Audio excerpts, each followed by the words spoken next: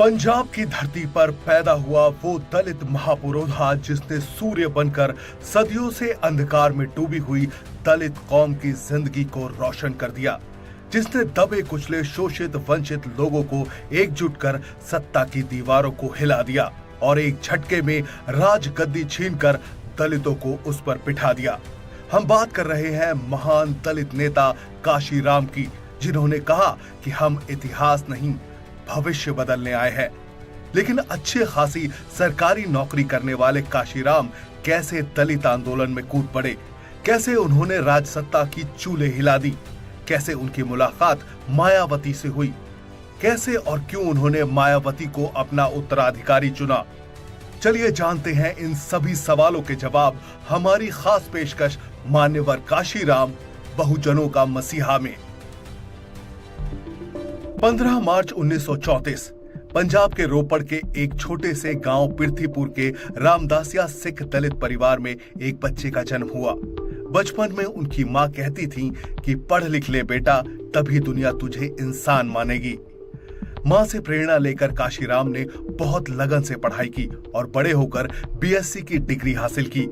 उन्हें पुणे में सैन्य संस्थान डीआरडीओ में सरकारी नौकरी मिल गई।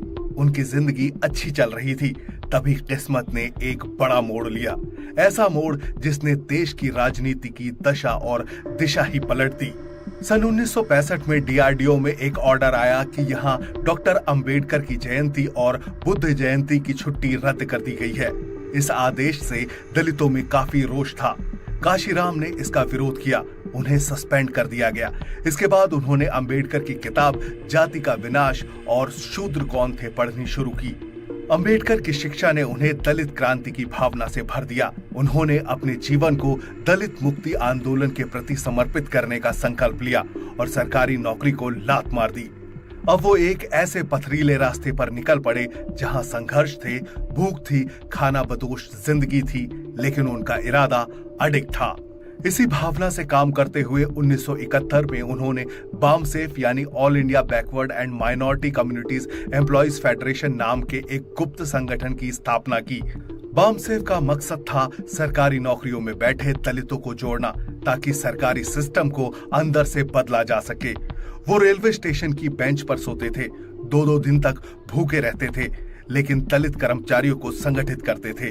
वो कहते थे कि हम हथियार से नहीं, विचार से लड़ेंगे।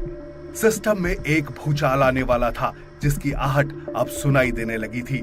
सरकारी कर्मचारियों को संगठित करने के बाद अब बारी थी समाज की दलित, शोषित और अन्य पिछड़ी जातियों को एकजुट करने की। सन 1981 में काशीराम ने दलित शोषित समाज संघर्ष समिति का गठन किया और नारा दिया, जिसकी जितनी संख्या भारी उसकी उतनी हिस्सेदारी। उनके इस नारे ने सत्ता के गलियारों में तहलका मचा दिया। अब उन्हें डराने की कोशिशें शुरू होने लगी। पुलिस उन पर निगरानी करने लगी, उनके ऊपर गुप्त रिपोर्ट बनाई जाने लगी और उनकी बैठकों की जासूसी होने लगी। जब काशीराम को इसकी जानकारी मिली तो उन्होंने अपने साथियों से कहा कि वो सामाजिक और जातिवादी व्यवस्था को बदलने की लड़ाई लड़ रहे हैं। वो किसी से डरने वाले नहीं है। गरीबों, दलितों और वंचितों में काशीराम की पकड़ मजबूत होने लगी, लेकिन काशीराम का भारत में राजनीतिक क्रांति करना अभी बाकी था।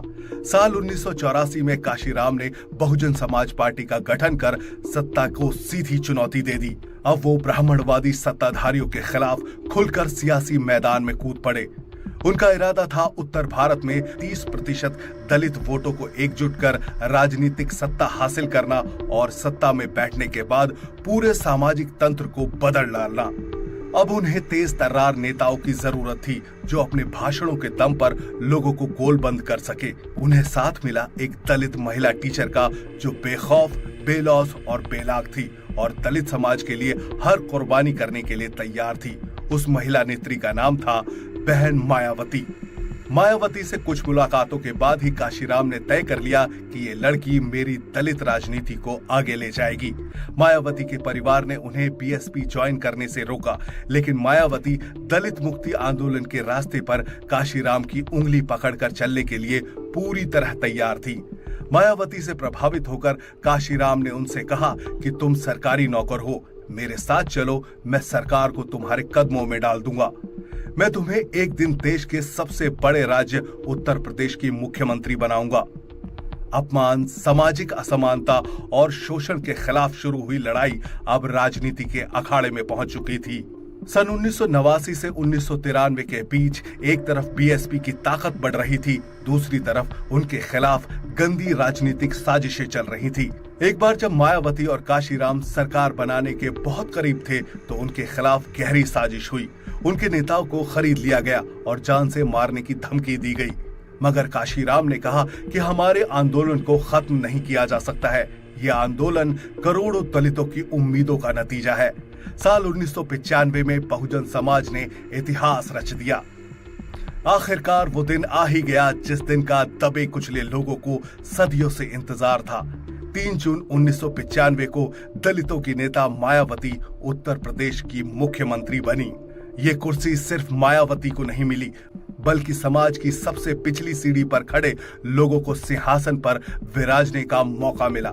यह जीत हजारों साल की गुलामी पर एक बहुत बड़ी चोट थी। इस पर काशीराम ने कहा कि हम राज करके दिखाएंगे, हम सिर्फ भीड़ नहीं है, हम एक इंकलाब है।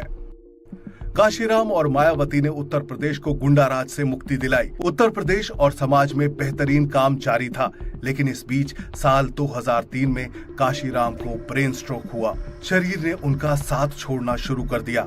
वो अब बोल नहीं सकते थे। मायावती ने बेटी की तरह उनका पूरा ख्याल रखा। वो कहती थी कि काशीराम मेरे लिए नेता नहीं है, बल्कि पिता जैसे हैं। 9 अक्टूबर 2006 को कालचक्र ने दलितों के दुलारे नेता काशीराम को हमसे छीन लिया। उनका निधन हो गया। अब काशीराम हमारे बीच नहीं है, लेकिन जातीय शोषण के खिलाफ न्याय की उनकी विरासत आज भी जिंदा है। काशीराम ने दलितों को सिर उठाकर जीना, सपने देखना और उन्हें पूरा करने का जज्बा पैदा किया। उन्होंने सिखाया कि समाज बदलने के लिए सत्ता चाहिए और सत्ता संगठित होकर ही मिल सकती है। काशीराम सिर्फ एक नेता नहीं थे, वो एक आंदोलन थे, एक इंकलाब थे। अगर आप काशीराम के सपनों को पूरा करना चाहते हैं तो कमेंट बॉक्स में लिखिए जय भीम, जय काशीराम। हम दलितों के महानायक काशीराम को कोटि कोटि नमन करते हैं।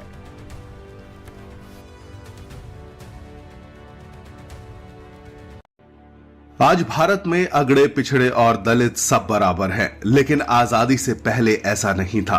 दलितों को मंदिरों, स्कूलों और अन्य सामाजिक स्थानों में घुसने नहीं दिया जाता था। उनके साथ छुआछूत का बर्ताव किया जाता था। डॉक्टर भीमराव अंबेडकर ने आरक्षण के जरिए बराबरी का अधिकार तो दिलाया ही, साथ ही छुआछूत को हमेशा के लिए खत्म कर दिया। लेकिन आरक्षण की लड़ाई आसान नहीं थी। सवाल खड़ा होता है कि अंबेडकर को रिजर्वेशन के लिए क्या क्या संघर्ष करना पड़ा। कैसे अंबेडकर और महात्मा गांधी के बीच पूना पैक्ट हुआ। पूना पैक्ट को अंबेडकर ने एक बलिदान क्यों कहा। क्या पूना पैक्ट बराबरी के रास्ते की आखिरी मंजिल है या ये सिर्फ रास्ता है। क्या आरक्षण ने दलितों को सामाजिक, आर्थिक और शैक्षणिक बराबरी का दर्जा दिलाया। चलिए जानते हैं इन सभी सवालों के जवाब। हमारी खास पेशकश, पूना पैक्ट मजबूरी भरा समझौता या अंतिम जीत। साल 1932 भारत आजादी की लड़ाई लड़ रहा था, पर उसी वक्त एक और लड़ाई देश के भीतर चल रही थी। एक और आजादी की जंग। ये जंग थी सामाजिक बराबरी की, सम्मान की और उस इंसानी अधिकार की जो सदियों से एक समुदाय से छीन लिया गया था। इस लड़ाई का नेतृत्व कर रहे थे डॉक्टर भीमराव अंबेडकर, एक ऐसा नाम जो दलितों की आवाज बन चुका था। और इस लड़ाई के दूसरे छोर पर थे महात्मा गांधी, राष्ट्रपिता, जो भारत की एकता के लिए हर कुर्बानी देने को तैयार थे। डॉक्टर भीमराव अंबेडकर मानते थे कि अगर दलितों को सामाजिक न्याय और सम्मान चाहिए तो उन्हें राजनीतिक अधिकार मिलने चाहिए। उनका साफ कहना था, हमें राजनीतिक पहचान चाहिए, हमें सेपरेट इलेक्टोरेट चाहिए, यानी अलग निर्वाचन क्षेत्र जहां हम अपने ही लोगों को चुने। वे जानते थे कि सिर्फ सामाजिक सुधारों से कुछ नहीं होगा। हजारों साल की गुलामी, भेदभाव और अपमान का जवाब तभी मिलेगा जब दलित खुद अपनी कौमी और राजनीतिक किस्मत के मालिक बनेंगे। 16 अगस्त 1932 को ब्रिटिश प्रधानमंत्री रैमसे मैकडोनाल्ड ने कम्युनल अवार्ड की घोषणा की। इसमें अछूतों के लिए अलग निर्वाचन क्षेत्र का प्रावधान था। यह डॉक्टर अंबेडकर की बड़ी जीत थी। दलित समाज में उत्साह था पहली बार उन्हें अपनी राजनीतिक पहचान मिलने वाली थी, पर यह जीत सभी को मंजूर नहीं थी। जब महात्मा गांधी को इस बारे में पता चला तो वे विचलित हो गए। उनके लिए यह सिर्फ राजनीतिक फैसला नहीं था, यह हिंदू समाज के विघटन का खतरा था। गांधी मानते थे कि अगर दलितों को अलग चुनाव क्षेत्र दिया गया तो हिंदू समाज टूट जाएगा। गांधी जी ने यरवदा जेल में घोषणा की कि मैं ये विभाजन स्वीकार नहीं कर सकता, मैं आमरण अनशन करूंगा। ये खबर आग की तरह फैल गई। एक ओर दलितों को राजनीतिक अधिकार मिलने वाला था और दूसरी ओर महात्मा गांधी की जान खतरे में थी। गांधी के अनशन से पूरे देश में हलचल मच गई। उनके समर्थकों ने अंबेडकर पर दबाव बनाना शुरू कर दिया। अगर गांधी जी को कुछ हुआ तो इसके लिए सिर्फ अंबेडकर जिम्मेदार होंगे, ये कहना था महात्मा गांधी के समर्थकों का। डॉक्टर अंबेडकर इस स्थिति में फंस गए। एक तरफ उनका सिद्धांत, उनका संघर्ष और उनकी जनता थी और दूसरी तरफ थी गांधी जी की जान। डॉक्टर अंबेडकर जानते थे कि अगर गांधी जी को कुछ भी हुआ तो दलित आंदोलन पर ही सवाल खड़ा हो सकता है। वे समझते थे कि इस समय उन्हें कुछ खोकर बहुत कुछ बचाना है। उन्होंने कहा कि यह समझौता मेरा त्याग है, मेरी हार नहीं। अगर गांधी जी की जान बचती है तो मैं पीछे हटने को तैयार हूं, पर दलितों के अधिकार की कोई न कोई राह निकालनी ही होगी। पूना समझौता, एक ऐतिहासिक दिन। 26 सितंबर 1932 को यरवदा जेल में पूना समझौता हुआ। डॉक्टर भीमराव अंबेडकर ने सेपरेट इलेक्टोरेट की मांग को छोड़ दिया, लेकिन बदले में दलितों के लिए आरक्षित सीटों का प्रावधान हुआ। अब दलित सामान्य चुनाव में भाग लेंगे, लेकिन उनके लिए सीटें आरक्षित होंगी। यह आरक्षण सिर्फ कागज पर हुआ एक समझौता नहीं था, यह एक नई राजनीतिक चेतना की शुरुआत थी। इस समझौते के बाद महात्मा गांधी ने अंबेडकर को एक पत्र लिखा। प्रिय डॉक्टर अंबेडकर, आपने न केवल मेरी जान बचाई है बल्कि देश की एकता को भी बचा लिया है। और अंबेडकर वे सिर्फ अपने रास्ते पर चलते रहे, क्योंकि वे जानते थे कि यह समझौता सिर्फ आज की जरूरत नहीं बल्कि कल के इतिहास की नींव है। पूना समझौता सिर्फ दो नेताओं के बीच हुआ एक समझौता नहीं था, यह संविधान की आत्मा का पहला सुर था। जहां गांधी जी ने समाज की एकता का पक्ष लिया, वहीं अंबेडकर ने दलितों की गरिमा और अधिकार की नींव रखी। आज अगर आरक्षण है, अगर संविधान और विधानसभाओं में दलितों को प्रतिनिधित्व मिलता है, तो उसकी पहली ईंट 1932 के पूना समझौते में रखी गई थी। ये कहानी हमें बताती है कि इतिहास सिर्फ टकराव की जानकारी नहीं देता, कभी कभी टकराव से रास्ते निकलते हैं और ऐसे रास्ते जो इतिहास रच देते हैं।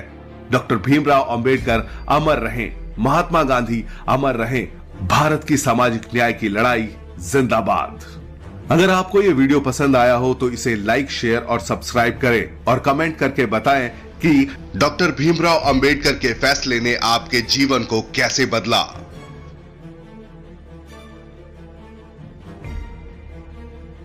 पंजाब की धरती पर पैदा हुआ वो दलित महापुरोधा जिसने सूर्य बनकर सदियों से अंधकार में डूबी हुई दलित कौम की जिंदगी को रोशन कर दिया, जिसने दबे कुचले शोषित वंचित लोगों को एकजुट कर सत्ता की दीवारों को हिला दिया और एक झटके में राजगद्दी छीनकर दलितों को उस पर बिठा दिया।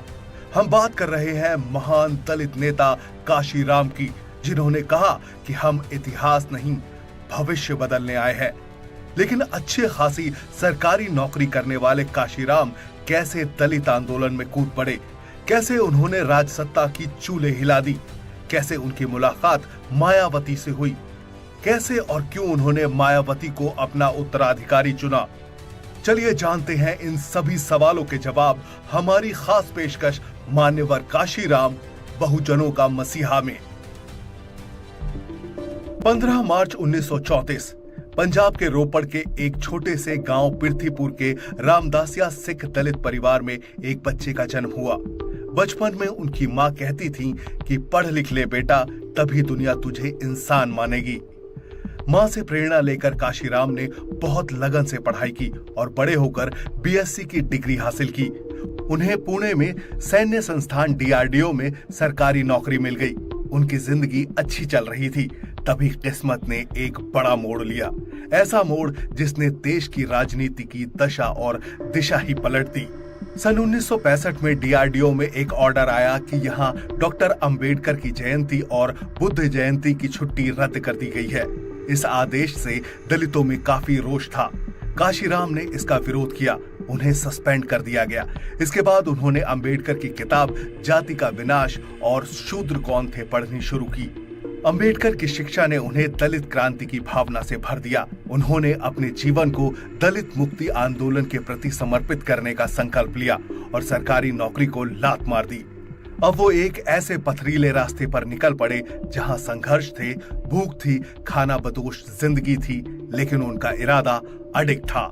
इसी भावना से काम करते हुए 1971 में उन्होंने बामसेफ यानी all India backward and minority communities employees federation नाम के एक गुप्त संगठन की स्थापना की।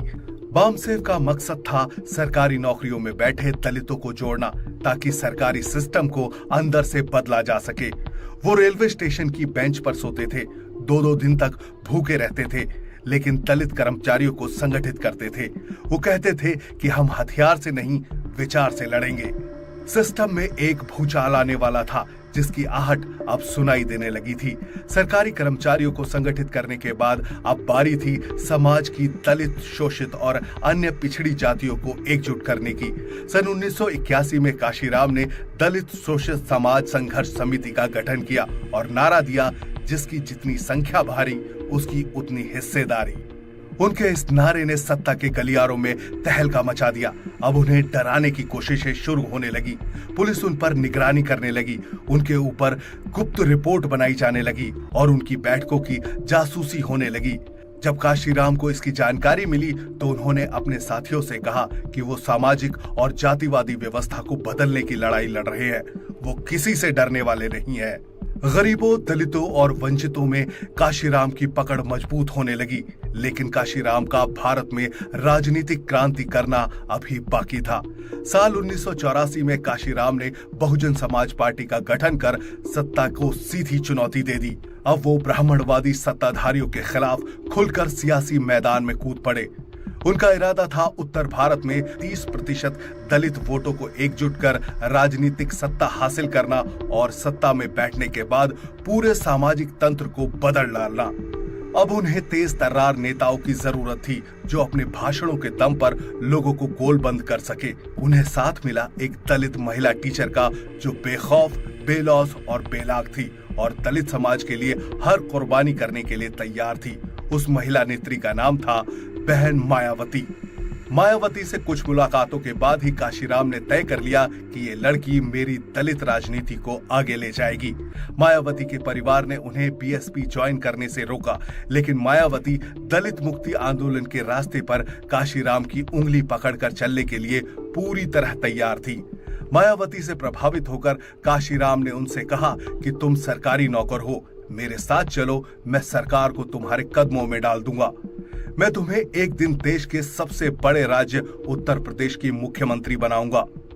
अपमान, सामाजिक असमानता और शोषण के खिलाफ शुरू हुई लड़ाई अब राजनीति के अखाड़े में पहुंच चुकी थी।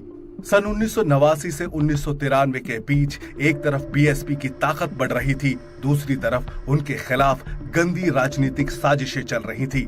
एक बार जब मायावती और काशीराम सरकार बनाने के बहुत करीब थे तो उनके खिलाफ गहरी साजिश हुई। उनके नेताओं को खरीद लिया गया और जान से मारने की धमकी दी गई। मगर काशीराम ने कहा कि हमारे आंदोलन को खत्म नहीं किया जा सकता है। यह आंदोलन करोड़ों दलितों की उम्मीदों का नतीजा है। साल 1995 में बहुजन समाज ने इतिहास रच दिया। आखिरकार वो दिन आ ही गया जिस दिन का दबे कुचले लोगों को सदियों से इंतजार था। 3 जून 1995 को दलितों की नेता मायावती उत्तर प्रदेश की मुख्यमंत्री बनी। ये कुर्सी सिर्फ मायावती को नहीं मिली, बल्कि समाज की सबसे पिछली सीढ़ी पर खड़े लोगों को सिंहासन पर विराजने का मौका मिला। यह जीत हजारों साल की गुलामी पर एक बहुत बड़ी चोट थी। इस पर काशीराम ने कहा कि हम राज करके दिखाएंगे। हम सिर्फ भीड़ नहीं है, हम एक इंकलाब है। काशीराम और मायावती ने उत्तर प्रदेश को गुंडा राज से मुक्ति दिलाई। उत्तर प्रदेश और समाज में बेहतरीन काम जारी था, लेकिन इस बीच साल 2003 में काशीराम को ब्रेन स्ट्रोक हुआ। शरीर ने उनका साथ छोड़ना शुरू कर दिया। वो अब बोल नहीं सकते थे। मायावती ने बेटी की तरह उनका पूरा ख्याल रखा। वो कहती थी कि काशीराम मेरे लिए नेता नहीं है बल्कि पिता जैसे हैं।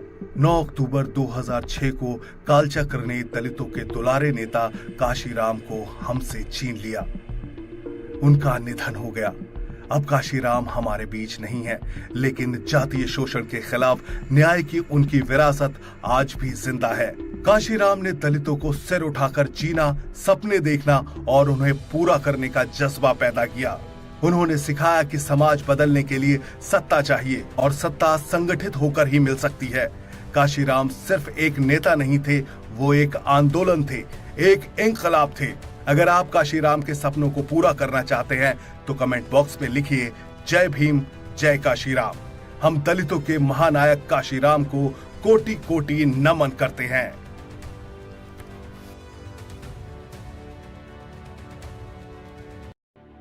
आज भारत में अगड़े पिछड़े और दलित सब बराबर हैं, लेकिन आजादी से पहले ऐसा नहीं था। दलितों को मंदिरों, स्कूलों और अन्य सामाजिक स्थानों में घुसने नहीं दिया जाता था। उनके साथ छुआछूत का बर्ताव किया जाता था। डॉक्टर भीमराव अंबेडकर ने आरक्षण के जरिए बराबरी का अधिकार तो दिलाया ही, साथ ही छुआछूत को हमेशा के लिए खत्म कर दिया। लेकिन आरक्षण की लड़ाई आसान नहीं थी। सवाल खड़ा होता है कि अंबेडकर को रिजर्वेशन के लिए क्या क्या संघर्ष करना पड़ा। कैसे अंबेडकर और महात्मा गांधी के बीच पूना पैक्ट हुआ। पूना पैक्ट को अंबेडकर ने एक बलिदान क्यों कहा। क्या पूना पैक्ट बराबरी के रास्ते की आखिरी मंजिल है या ये सिर्फ रास्ता है। क्या आरक्षण ने दलितों को सामाजिक, आर्थिक और शैक्षणिक बराबरी का दर्जा दिलाया। चलिए जानते हैं इन सभी सवालों के जवाब। हमारी खास पेशकश, पूना पैक्ट मजबूरी भरा समझौता या अंतिम जीत। साल 1932 भारत आजादी की लड़ाई लड़ रहा था, पर उसी वक्त एक और लड़ाई देश के भीतर चल रही थी। एक और आजादी की जंग। ये जंग थी सामाजिक बराबरी की, सम्मान की और उस इंसानी अधिकार की जो सदियों से एक समुदाय से छीन लिया गया था। इस लड़ाई का नेतृत्व कर रहे थे डॉक्टर भीमराव अंबेडकर, एक ऐसा नाम जो दलितों की आवाज बन चुका था। और इस लड़ाई के दूसरे छोर पर थे महात्मा गांधी, राष्ट्रपिता, जो भारत की एकता के लिए हर कुर्बानी देने को तैयार थे। डॉक्टर भीमराव अंबेडकर मानते थे कि अगर दलितों को सामाजिक न्याय और सम्मान चाहिए तो उन्हें राजनीतिक अधिकार मिलने चाहिए। उनका साफ कहना था, हमें राजनीतिक पहचान चाहिए, हमें सेपरेट इलेक्टोरेट चाहिए, यानी अलग निर्वाचन क्षेत्र जहां हम अपने ही लोगों को चुने। वे जानते थे कि सिर्फ सामाजिक सुधारों से कुछ नहीं होगा। हजारों साल की गुलामी, भेदभाव और अपमान का जवाब तभी मिलेगा जब दलित खुद अपनी कौमी और राजनीतिक किस्मत के मालिक बनेंगे। 16 अगस्त 1932 को ब्रिटिश प्रधानमंत्री रैमसे मैकडोनाल्ड ने कम्युनल अवार्ड की घोषणा की। इसमें अछूतों के लिए अलग निर्वाचन क्षेत्र का प्रावधान था। यह डॉक्टर अंबेडकर की बड़ी जीत थी। दलित समाज में उत्साह था। पहली बार उन्हें अपनी राजनीतिक पहचान मिलने वाली थी, पर यह जीत सभी को मंजूर नहीं थी। जब महात्मा गांधी को इस बारे में पता चला तो वे विचलित हो गए। उनके लिए यह सिर्फ राजनीतिक फैसला नहीं था, यह हिंदू समाज के विघटन का खतरा था।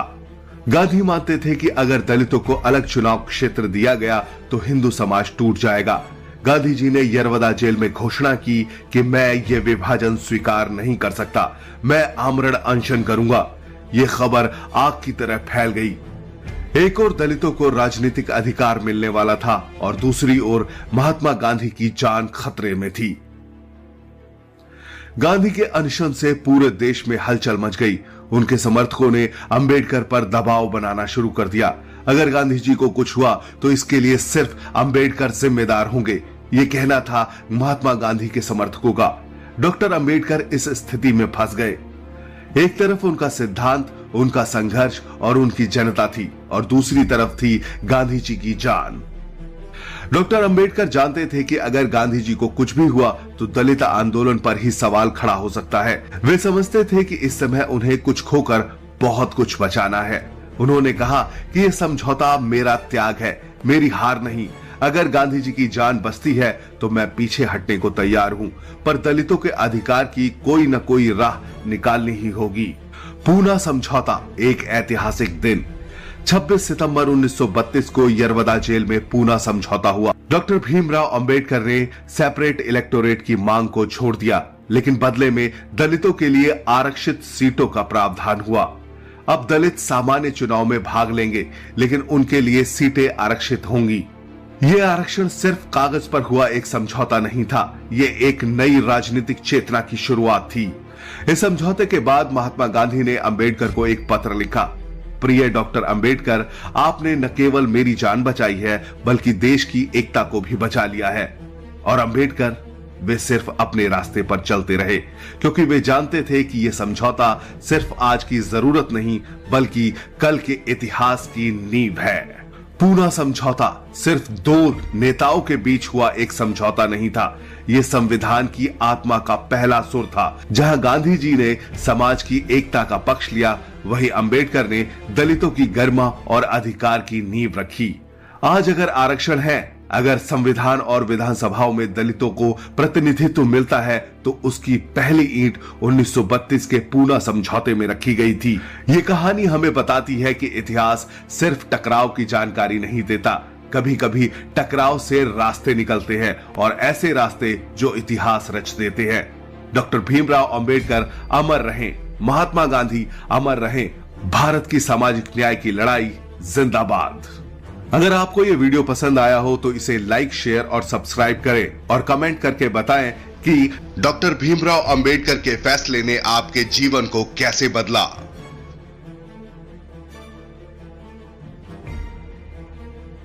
पंजाब की धरती पर पैदा हुआ वो दलित महापुरोधा जिसने सूर्य बनकर सदियों से अंधकार में डूबी हुई दलित कौम की जिंदगी को रोशन कर दिया, जिसने दबे कुचले शोषित वंचित लोगों को एकजुट कर सत्ता की दीवारों को हिला दिया और एक झटके में राजगद्दी छीनकर दलितों को उस पर बिठा दिया।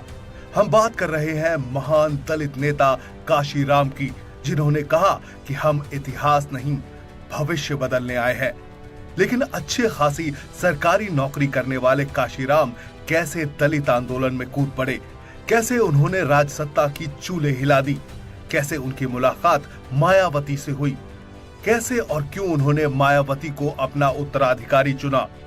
चलिए जानते हैं इन सभी सवालों के जवाब हमारी खास पेशकश मान्यवर काशीराम बहुजनों का मसीहा में। 15 मार्च 1934 पंजाब के रोपड़ के एक छोटे से गांव पिरथीपुर के रामदासिया सिख दलित परिवार में एक बच्चे का जन्म हुआ। बचपन में उनकी मां कहती थी कि पढ़ लिख ले बेटा, तभी दुनिया तुझे इंसान मानेगी। मां से प्रेरणा लेकर काशीराम ने बहुत लगन से पढ़ाई की और बड़े होकर बीएससी की डिग्री हासिल की।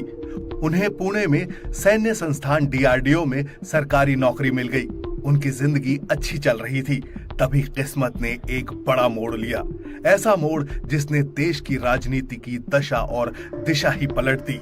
सन 1965 में डीआरडीओ में एक ऑर्डर आया कि यहाँ डॉक्टर अंबेडकर की जयंती और बुद्ध जयंती की छुट्टी रद्द कर दी गई है। इस आदेश से दलितों में काफी रोष था। काशीराम ने इसका विरोध किया, उन्हें सस्पेंड कर दिया गया।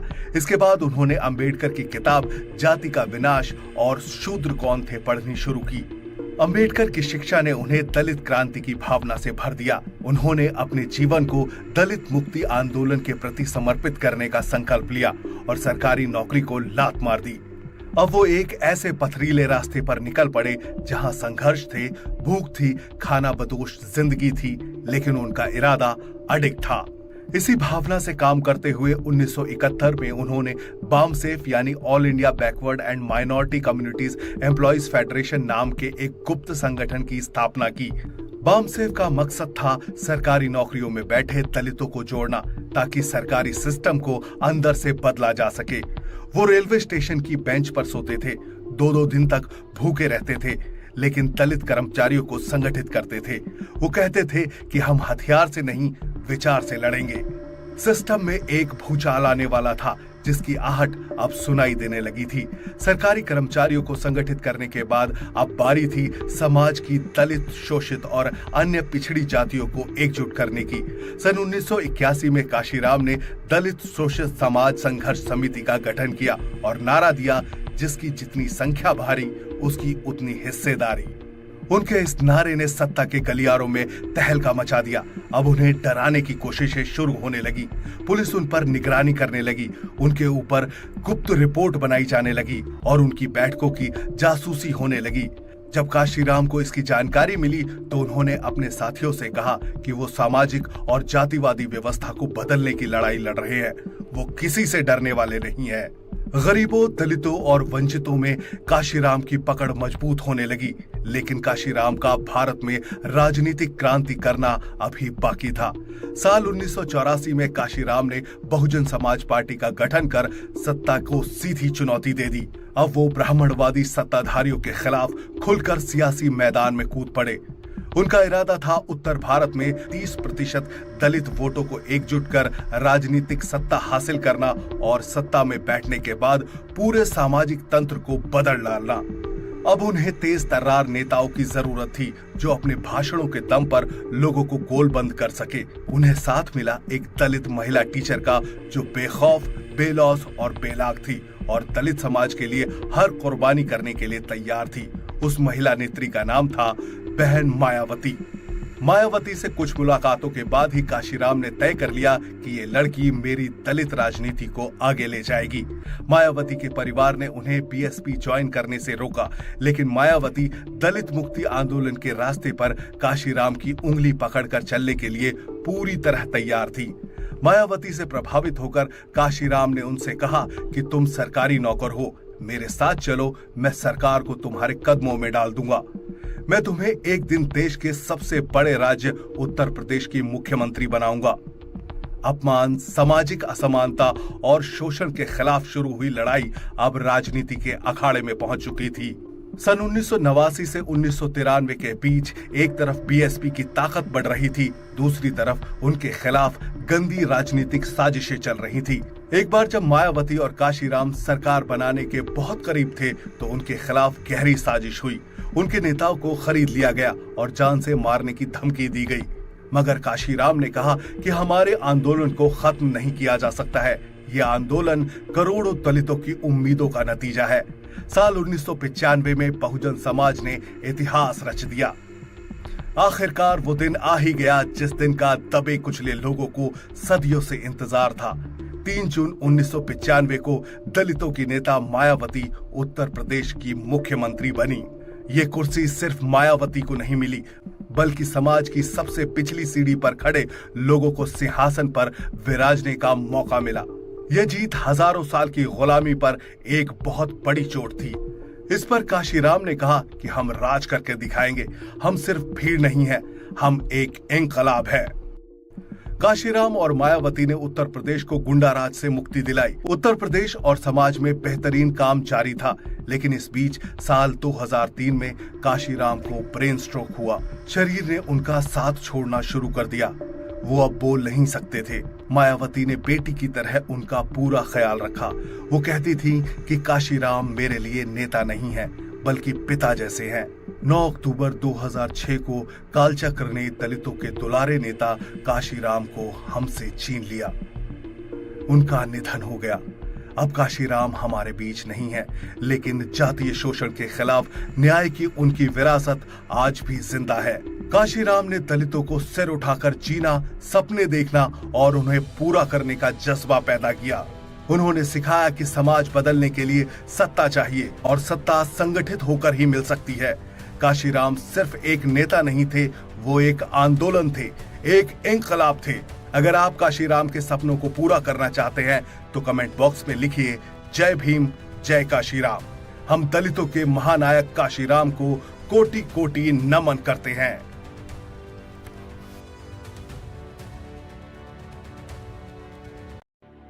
आज भारत में अगड़े, पिछड़े और दलित सब बराबर हैं, लेकिन आजादी से पहले ऐसा नहीं था। दलितों को मंदिरों, स्कूलों और अन्य सामाजिक स्थानों में घुसने नहीं दिया जाता था। उनके साथ छुआछूत का बर्ताव किया जाता था।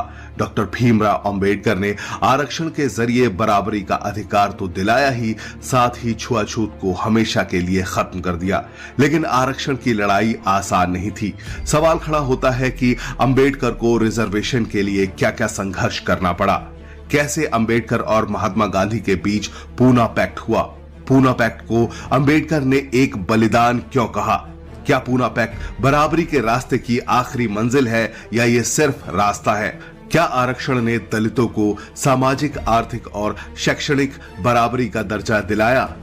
चलिए जानते हैं इन सभी सवालों के जवाब हमारी खास पेशकश पूना पैक्ट, मजबूरी भरा समझौता या अंतिम जीत। साल 1932 भारत आजादी की लड़ाई लड़ रहा था, पर उसी वक्त एक और लड़ाई देश के भीतर चल रही थी, एक और आजादी की जंग।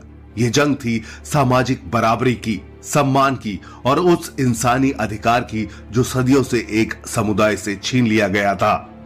इस लड़ाई का नेतृत्व कर रहे थे डॉक्टर भीमराव अंबेडकर, एक ऐसा नाम जो दलितों की आवाज बन चुका था। और इस लड़ाई के दूसरे छोर पर थे महात्मा गांधी, राष्ट्रपिता, जो भारत की एकता के लिए हर कुर्बानी देने को तैयार थे।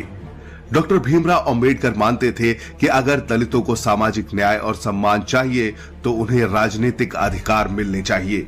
उनका साफ कहना था, हमें राजनीतिक पहचान चाहिए, हमें सेपरेट इलेक्टोरेट चाहिए, यानी अलग निर्वाचन क्षेत्र जहां हम अपने ही लोगों को चुने।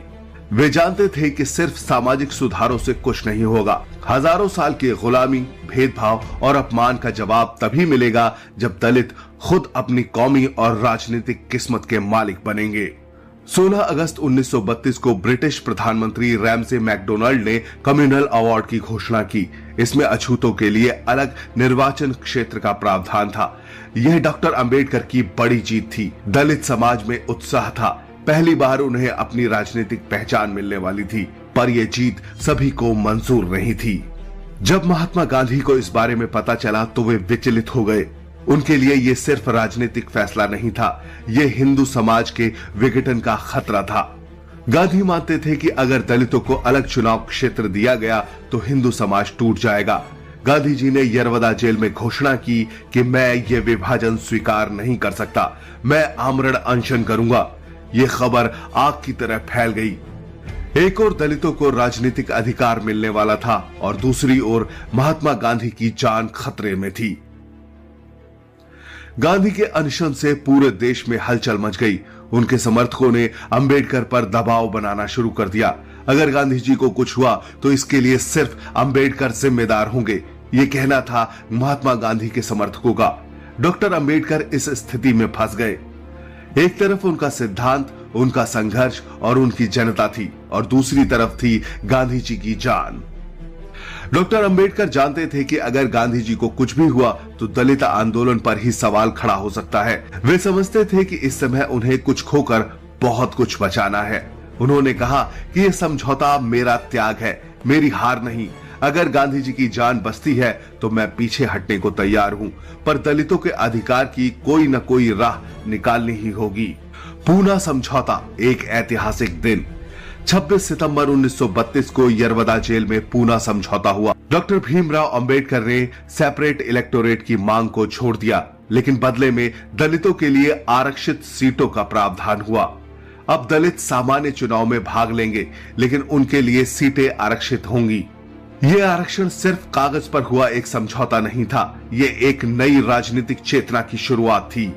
इस समझौते के बाद महात्मा गांधी ने अंबेडकर को एक पत्र लिखा।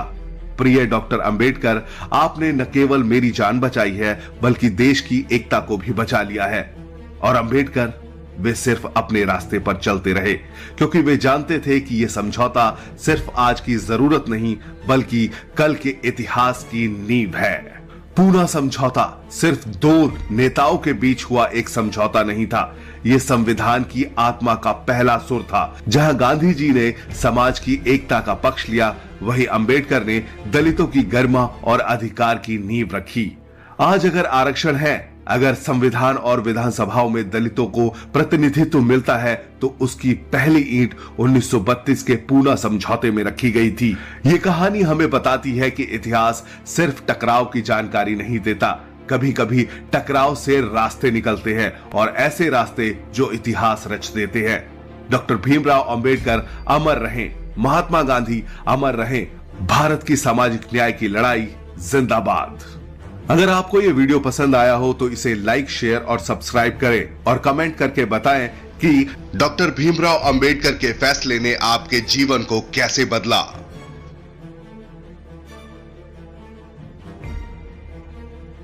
पंजाब की धरती पर पैदा हुआ वो दलित महापुरोधा जिसने सूर्य बनकर सदियों से अंधकार में डूबी हुई दलित कौम की जिंदगी को रोशन कर दिया, जिसने दबे कुचले शोषित वंचित लोगों को एकजुट कर सत्ता की दीवारों को हिला दिया और एक झटके में राज गद्दी छीनकर दलितों को उस पर बिठा दिया। हम बात कर रहे हैं महान दलित नेता काशीराम की, जिन्होंने कहा कि हम इतिहास नहीं भविष्य बदलने आए हैं। लेकिन अच्छे खासी सरकारी नौकरी करने वाले काशीराम कैसे दलित आंदोलन में कूद पड़े, कैसे उन्होंने राजसत्ता की चूल्हे हिला दी, कैसे उनकी मुलाकात मायावती से हुई, कैसे और क्यों उन्होंने मायावती को अपना उत्तराधिकारी चुना। चलिए जानते हैं इन सभी सवालों के जवाब हमारी खास पेशकश मान्यवर काशीराम बहुजनों का मसीहा में। 15 मार्च 1934 पंजाब के रोपड़ के एक छोटे से गांव पिरथीपुर के रामदासिया सिख दलित परिवार में एक बच्चे का जन्म हुआ। बचपन में उनकी मां कहती थी कि पढ़ लिख ले बेटा, तभी दुनिया तुझे इंसान मानेगी। मां से प्रेरणा लेकर काशीराम ने बहुत लगन से पढ़ाई की और बड़े होकर बीएससी की डिग्री हासिल की। उन्हें पुणे में सैन्य संस्थान डीआरडीओ में सरकारी नौकरी मिल गई। उनकी जिंदगी अच्छी चल रही थी, तभी किस्मत ने एक बड़ा मोड़ लिया, ऐसा मोड़ जिसने देश की राजनीति की दशा और दिशा ही पलट दी। सन 1965 में डीआरडीओ में एक ऑर्डर आया कि यहाँ डॉक्टर अंबेडकर की जयंती और बुद्ध जयंती की छुट्टी रद्द कर दी गई है। इस आदेश से दलितों में काफी रोष था। काशीराम ने इसका विरोध किया, उन्हें सस्पेंड कर दिया गया। इसके बाद उन्होंने अंबेडकर की किताब जाति का विनाश और शूद्र कौन थे पढ़नी शुरू की। अंबेडकर की शिक्षा ने उन्हें दलित क्रांति की भावना से भर दिया। उन्होंने अपने जीवन को दलित मुक्ति आंदोलन के प्रति समर्पित करने का संकल्प लिया और सरकारी नौकरी को लात मार दी।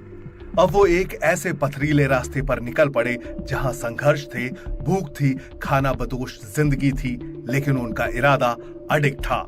इसी भावना से काम करते हुए 1971 में उन्होंने बामसेफ यानी all India backward and minority communities employees federation नाम के एक गुप्त संगठन की स्थापना की। बामसेफ का मकसद था सरकारी नौकरियों में बैठे दलितों को जोड़ना, ताकि सरकारी सिस्टम को अंदर से बदला जा सके। वो रेलवे स्टेशन की बेंच पर सोते थे, 2-2 दिन तक भूखे रहते थे, लेकिन दलित कर्मचारियों को संगठित करते थे। वो कहते थे कि हम हथियार से नहीं, विचार से लड़ेंगे। सिस्टम में एक भूचाल आने वाला था, जिसकी आहट अब सुनाई देने लगी थी। सरकारी कर्मचारियों को संगठित करने के बाद अब बारी थी समाज की दलित, शोषित और अन्य पिछड़ी जातियों को एकजुट करने की। सन 1981 में काशीराम ने दलित शोषित समाज संघर्ष समिति का गठन किया और नारा दिया, जिसकी जितनी संख्या भारी उसकी उतनी हिस्सेदारी। उनके इस नारे ने सत्ता के गलियारों में तहलका मचा दिया। अब उन्हें डराने की कोशिशें शुरू होने लगी। पुलिस उन पर निगरानी करने लगी, उनके ऊपर गुप्त रिपोर्ट बनाई जाने लगी और उनकी बैठकों की जासूसी होने लगी। जब काशीराम को इसकी जानकारी मिली तो उन्होंने अपने साथियों से कहा कि वो सामाजिक और जातिवादी व्यवस्था को बदलने की लड़ाई लड़ रहे हैं। वो किसी से डरने वाले नहीं है। गरीबों, दलितों और वंचितों में काशीराम की पकड़ मजबूत होने लगी, लेकिन काशीराम का भारत में राजनीतिक क्रांति करना अभी बाकी था। साल 1984 में काशीराम ने बहुजन समाज पार्टी का गठन कर सत्ता को सीधी चुनौती दे दी। अब वो ब्राह्मणवादी सत्ताधारियों के खिलाफ खुलकर सियासी मैदान में कूद पड़े। उनका इरादा था उत्तर भारत में 30% दलित वोटों को एकजुट कर राजनीतिक सत्ता हासिल करना और सत्ता में बैठने के बाद पूरे सामाजिक तंत्र को बदल डालना। अब उन्हें तेज तर्रार नेताओं की जरूरत थी, जो अपने भाषणों के दम पर लोगों को गोलबंद कर सके। उन्हें साथ मिला एक दलित महिला टीचर का, जो बेखौफ, बेलौस और बेलाग थी और दलित समाज के लिए हर कुर्बानी करने के लिए तैयार थी। उस महिला नेत्री का नाम था बहन मायावती। मायावती से कुछ मुलाकातों के बाद ही काशीराम ने तय कर लिया कि ये लड़की मेरी दलित राजनीति को आगे ले जाएगी। मायावती के परिवार ने उन्हें बीएसपी ज्वाइन करने से रोका, लेकिन मायावती दलित मुक्ति आंदोलन के रास्ते पर काशीराम की उंगली पकड़कर चलने के लिए पूरी तरह तैयार थी। मायावती से प्रभावित होकर काशीराम ने उनसे कहा कि तुम सरकारी नौकर हो, मेरे साथ चलो, मैं सरकार को तुम्हारे कदमों में डाल दूंगा। मैं तुम्हें एक दिन देश के सबसे बड़े राज्य उत्तर प्रदेश की मुख्यमंत्री बनाऊंगा। अपमान, सामाजिक असमानता और शोषण के खिलाफ शुरू हुई लड़ाई अब राजनीति के अखाड़े में पहुंच चुकी थी। सन 1989 से 1993 के बीच एक तरफ बीएसपी की ताकत बढ़ रही थी, दूसरी तरफ उनके खिलाफ गंदी राजनीतिक साजिशें चल रही थी।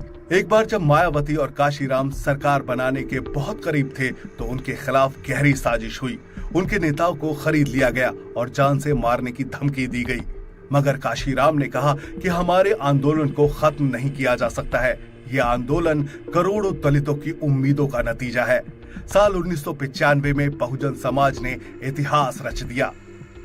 आखिरकार वो दिन आ ही गया जिस दिन का दबे कुचले लोगों को सदियों से इंतजार था। 3 जून 1995 को दलितों की नेता मायावती उत्तर प्रदेश की मुख्यमंत्री बनी। ये कुर्सी सिर्फ मायावती को नहीं मिली, बल्कि समाज की सबसे पिछली सीढ़ी पर खड़े लोगों को सिंहासन पर विराजने का मौका मिला। यह जीत हजारों साल की गुलामी पर एक बहुत बड़ी चोट थी। इस पर काशीराम ने कहा कि हम राज करके दिखाएंगे। हम सिर्फ भीड़ नहीं है, हम एक इंकलाब है। काशीराम और मायावती ने उत्तर प्रदेश को गुंडा राज से मुक्ति दिलाई। उत्तर प्रदेश और समाज में बेहतरीन काम जारी था, लेकिन इस बीच साल 2003 में काशीराम को ब्रेन स्ट्रोक हुआ। शरीर ने उनका साथ छोड़ना शुरू कर दिया। वो अब बोल नहीं सकते थे। मायावती ने बेटी की तरह उनका पूरा ख्याल रखा। वो कहती थी कि काशीराम मेरे लिए नेता नहीं है, बल्कि पिता जैसे हैं। 9 अक्टूबर 2006 को कालचक्र ने दलितों के दुलारे नेता काशीराम को हमसे छीन लिया। उनका निधन हो गया।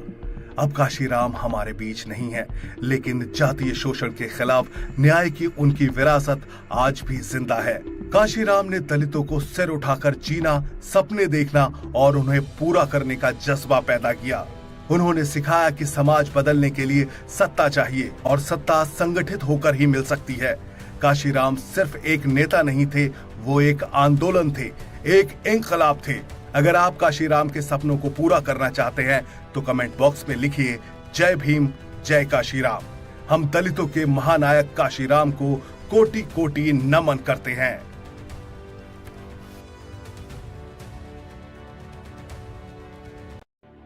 आज भारत में अगड़े, पिछड़े और दलित सब बराबर हैं, लेकिन आजादी से पहले ऐसा नहीं था। दलितों को मंदिरों, स्कूलों और अन्य सामाजिक स्थानों में घुसने नहीं दिया जाता था। उनके साथ छुआछूत का बर्ताव किया जाता था। डॉक्टर भीमराव अंबेडकर ने आरक्षण के जरिए बराबरी का अधिकार तो दिलाया ही, साथ ही छुआछूत को हमेशा के लिए खत्म कर दिया। लेकिन आरक्षण की लड़ाई आसान नहीं थी। सवाल खड़ा होता है कि अंबेडकर को रिजर्वेशन के लिए क्या क्या संघर्ष करना पड़ा। कैसे अंबेडकर और महात्मा गांधी के बीच पूना पैक्ट हुआ। पूना पैक्ट को अंबेडकर ने एक बलिदान क्यों कहा। क्या पूना पैक्ट बराबरी के रास्ते की आखिरी मंजिल है या ये सिर्फ रास्ता है। क्या आरक्षण ने दलितों को सामाजिक, आर्थिक और शैक्षणिक बराबरी का दर्जा दिलाया। चलिए जानते हैं इन सभी सवालों के जवाब। हमारी खास पेशकश, पूना पैक्ट मजबूरी भरा समझौता या अंतिम जीत। साल 1932 भारत आजादी की लड़ाई लड़ रहा था, पर उसी वक्त एक और लड़ाई देश के भीतर चल रही थी। एक और आजादी की जंग। यह जंग थी सामाजिक बराबरी की, सम्मान की और उस इंसानी अधिकार की जो सदियों से एक समुदाय से छीन लिया गया था। इस लड़ाई का नेतृत्व कर रहे थे डॉक्टर भीमराव अंबेडकर, एक ऐसा नाम जो दलितों की आवाज बन चुका था। और इस लड़ाई के दूसरे छोर पर थे महात्मा गांधी, राष्ट्रपिता, जो भारत की एकता के लिए हर कुर्बानी देने को तैयार थे। डॉक्टर भीमराव अंबेडकर मानते थे कि अगर दलितों को सामाजिक न्याय और सम्मान चाहिए तो उन्हें राजनीतिक अधिकार मिलने चाहिए। उनका साफ कहना था, हमें राजनीतिक पहचान चाहिए, हमें सेपरेट इलेक्टोरेट चाहिए, यानी अलग निर्वाचन क्षेत्र जहां हम अपने ही लोगों को चुने। वे जानते थे कि सिर्फ सामाजिक सुधारों से कुछ नहीं होगा। हजारों साल की गुलामी, भेदभाव और अपमान का जवाब तभी मिलेगा जब दलित खुद अपनी कौमी और राजनीतिक किस्मत के मालिक बनेंगे। 16 अगस्त 1932 को ब्रिटिश प्रधानमंत्री रैमसे मैकडोनाल्ड ने कम्युनल अवार्ड की घोषणा की। इसमें अछूतों के लिए अलग निर्वाचन क्षेत्र का प्रावधान था। यह डॉक्टर अंबेडकर की बड़ी जीत थी। दलित समाज में उत्साह था। पहली बार उन्हें अपनी राजनीतिक पहचान मिलने वाली थी, पर यह जीत सभी को मंजूर नहीं थी। जब महात्मा गांधी को इस बारे में पता चला तो वे विचलित हो गए। उनके लिए यह सिर्फ राजनीतिक फैसला नहीं था, यह हिंदू समाज के विघटन का खतरा था। गांधी मानते थे कि अगर दलितों को अलग चुनाव क्षेत्र दिया गया तो हिंदू समाज टूट जाएगा। गांधी जी ने यरवदा जेल में घोषणा की कि मैं ये विभाजन स्वीकार नहीं कर सकता, मैं आमरण अनशन करूंगा। ये खबर आग की तरह फैल गई। एक ओर दलितों को राजनीतिक अधिकार मिलने वाला था और दूसरी ओर महात्मा गांधी की जान खतरे में थी। गांधी के अनशन से पूरे देश में हलचल मच गई। उनके समर्थकों ने अंबेडकर पर दबाव बनाना शुरू कर दिया। अगर गांधी जी को कुछ हुआ तो इसके लिए सिर्फ अंबेडकर जिम्मेदार होंगे, ये कहना था महात्मा गांधी के समर्थकों का। डॉक्टर अंबेडकर इस स्थिति में फंस गए। एक तरफ उनका सिद्धांत, उनका संघर्ष और उनकी जनता थी और दूसरी तरफ थी गांधी जी की जान। डॉक्टर अंबेडकर जानते थे कि अगर गांधी जी को कुछ भी हुआ तो दलित आंदोलन पर ही सवाल खड़ा हो सकता है। वे समझते थे कि इस समय उन्हें कुछ खोकर बहुत कुछ बचाना है। उन्होंने कहा कि यह समझौता मेरा त्याग है, मेरी हार नहीं। अगर गांधी जी की जान बचती है तो मैं पीछे हटने को तैयार हूं, पर दलितों के अधिकार की कोई न कोई राह निकालनी ही होगी। पूना समझौता, एक ऐतिहासिक दिन। 26 सितंबर 1932 को यरवदा जेल में पूना समझौता हुआ। डॉक्टर भीमराव अंबेडकर ने सेपरेट इलेक्टोरेट की मांग को छोड़ दिया, लेकिन बदले में दलितों के लिए आरक्षित सीटों का प्रावधान हुआ। अब दलित सामान्य चुनाव में भाग लेंगे, लेकिन उनके लिए सीटें आरक्षित होंगी। यह आरक्षण सिर्फ कागज पर हुआ एक समझौता नहीं था, यह एक नई राजनीतिक चेतना की शुरुआत थी। इस समझौते के बाद महात्मा गांधी ने अंबेडकर को एक पत्र लिखा। प्रिय डॉक्टर अंबेडकर, आपने न केवल मेरी जान बचाई है बल्कि देश की एकता को भी बचा लिया है। और अंबेडकर वे सिर्फ अपने रास्ते पर चलते रहे, क्योंकि वे जानते थे कि यह समझौता सिर्फ आज की जरूरत नहीं बल्कि कल के इतिहास की नींव है। पूना समझौता सिर्फ दो नेताओं के बीच हुआ एक समझौता नहीं था, यह संविधान की आत्मा का पहला सुर था। जहां गांधी जी ने समाज की एकता का पक्ष लिया, वहीं अंबेडकर ने दलितों की गरिमा और अधिकार की नींव रखी। आज अगर आरक्षण है, अगर संविधान और विधानसभाओं में दलितों को प्रतिनिधित्व मिलता है, तो उसकी पहली ईंट 1932 के पूना समझौते में रखी गई थी। ये कहानी हमें बताती है कि इतिहास सिर्फ टकराव की जानकारी नहीं देता, कभी कभी टकराव से रास्ते निकलते हैं और ऐसे रास्ते जो इतिहास रच देते हैं। डॉक्टर भीमराव अंबेडकर अमर रहें, महात्मा गांधी अमर रहें, भारत की सामाजिक न्याय की लड़ाई जिंदाबाद। अगर आपको यह वीडियो पसंद आया हो तो इसे लाइक, शेयर और सब्सक्राइब करें और कमेंट करके बताएं कि डॉक्टर भीमराव अंबेडकर के फैसले ने आपके जीवन को कैसे बदला।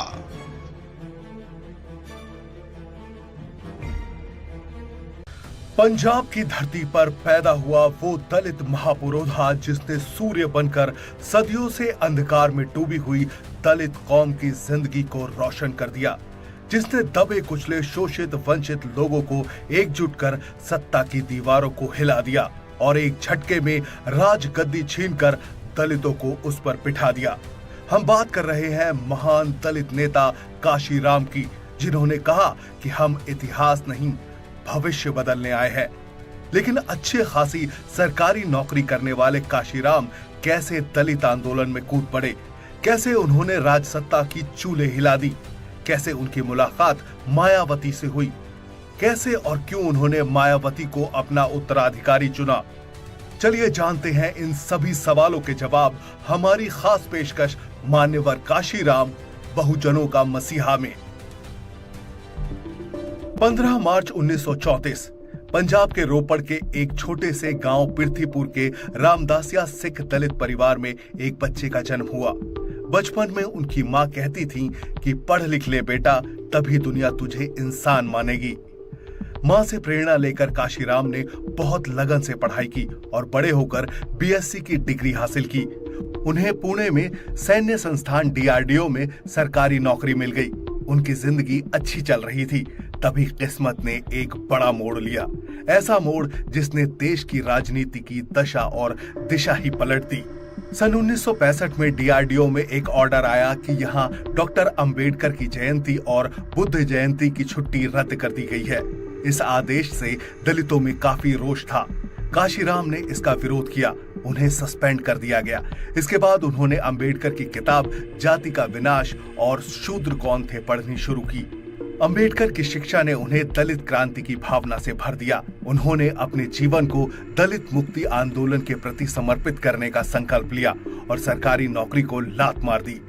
अब वो एक ऐसे पथरीले रास्ते पर निकल पड़े जहां संघर्ष थे, भूख थी, खाना बदोश जिंदगी थी, लेकिन उनका इरादा अडिग था।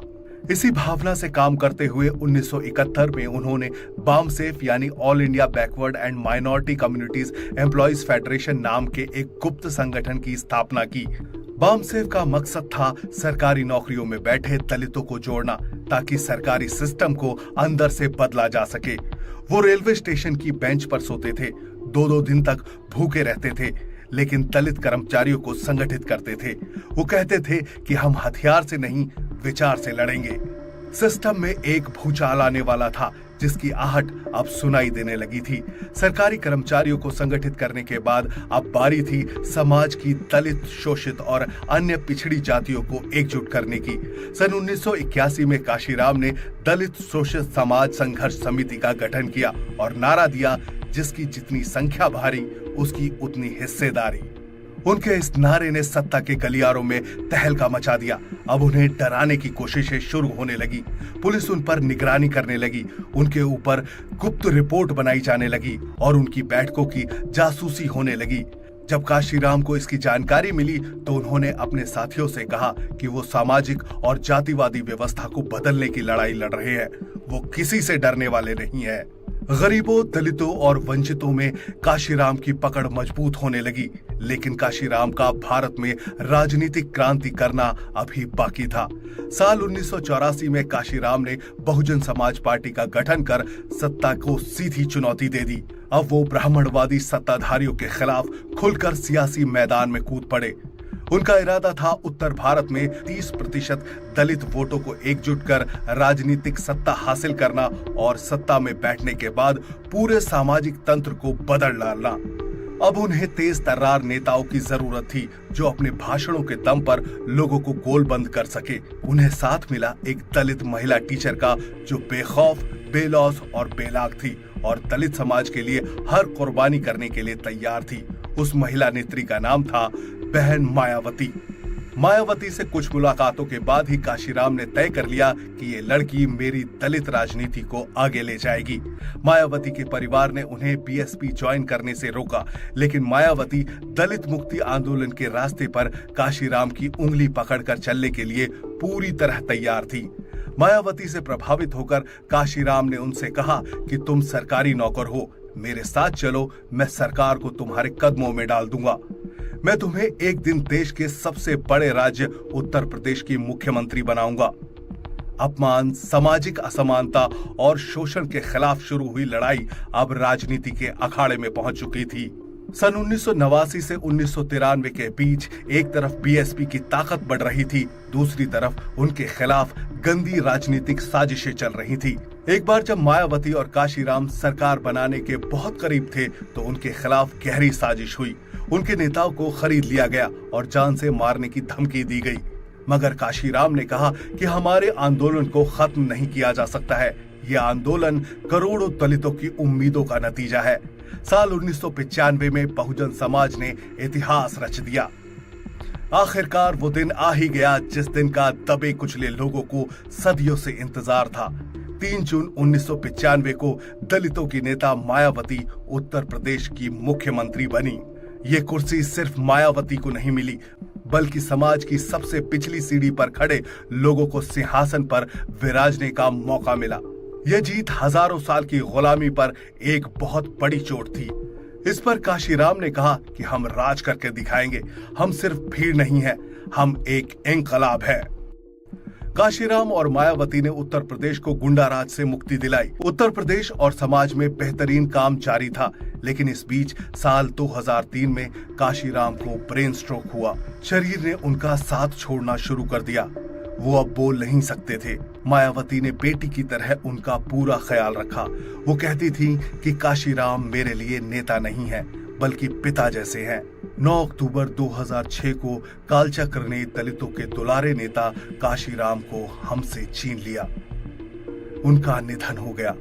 अब काशीराम हमारे बीच नहीं है, लेकिन जातीय शोषण के खिलाफ न्याय की उनकी विरासत आज भी जिंदा है। काशीराम ने दलितों को सिर उठाकर जीना, सपने देखना और उन्हें पूरा करने का जज्बा पैदा किया। उन्होंने सिखाया कि समाज बदलने के लिए सत्ता चाहिए और सत्ता संगठित होकर ही मिल सकती है। काशीराम सिर्फ एक नेता नहीं थे, वो एक आंदोलन थे, एक इंकलाब थे। अगर आप काशीराम के सपनों को पूरा करना चाहते हैं तो कमेंट बॉक्स में लिखिए जय भीम, जय काशीराम। हम दलितों के महानायक काशीराम को कोटि कोटि नमन करते हैं।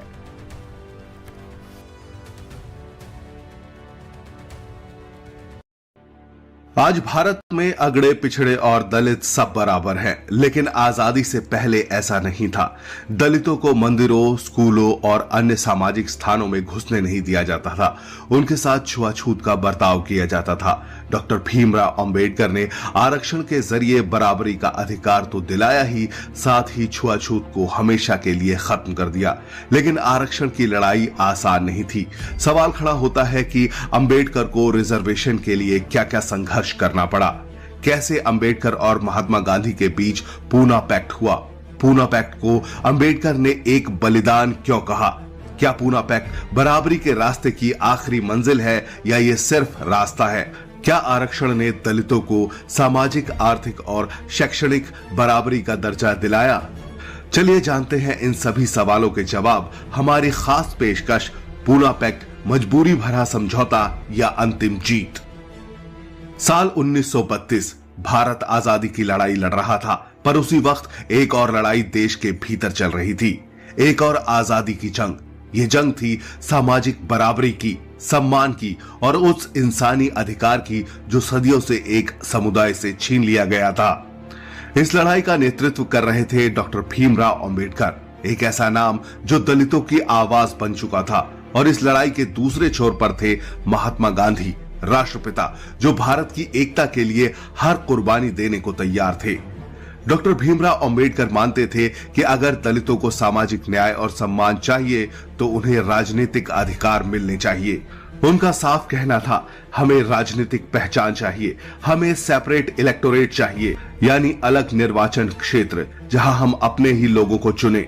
वे जानते थे कि सिर्फ सामाजिक सुधारों से कुछ नहीं होगा। हजारों साल की गुलामी, भेदभाव और अपमान का जवाब तभी मिलेगा जब दलित खुद अपनी कौमी और राजनीतिक किस्मत के मालिक बनेंगे। 16 अगस्त 1932 को ब्रिटिश प्रधानमंत्री रैमसे मैकडोनाल्ड ने कम्युनल अवार्ड की घोषणा की। इसमें अछूतों के लिए अलग निर्वाचन क्षेत्र का प्रावधान था।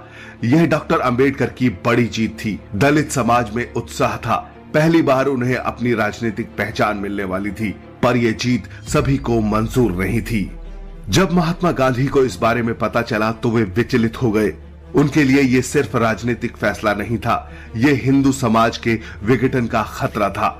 गांधी मानते थे कि अगर दलितों को अलग चुनाव क्षेत्र दिया गया तो हिंदू समाज टूट जाएगा। गांधी जी ने यरवदा जेल में घोषणा की कि मैं ये विभाजन स्वीकार नहीं कर सकता, मैं आमरण अनशन करूंगा। ये खबर आग की तरह फैल गई। एक ओर दलितों को राजनीतिक अधिकार मिलने वाला था और दूसरी ओर महात्मा गांधी की जान खतरे में थी। गांधी के अनशन से पूरे देश में हलचल मच गई। उनके समर्थकों ने अंबेडकर पर दबाव बनाना शुरू कर दिया।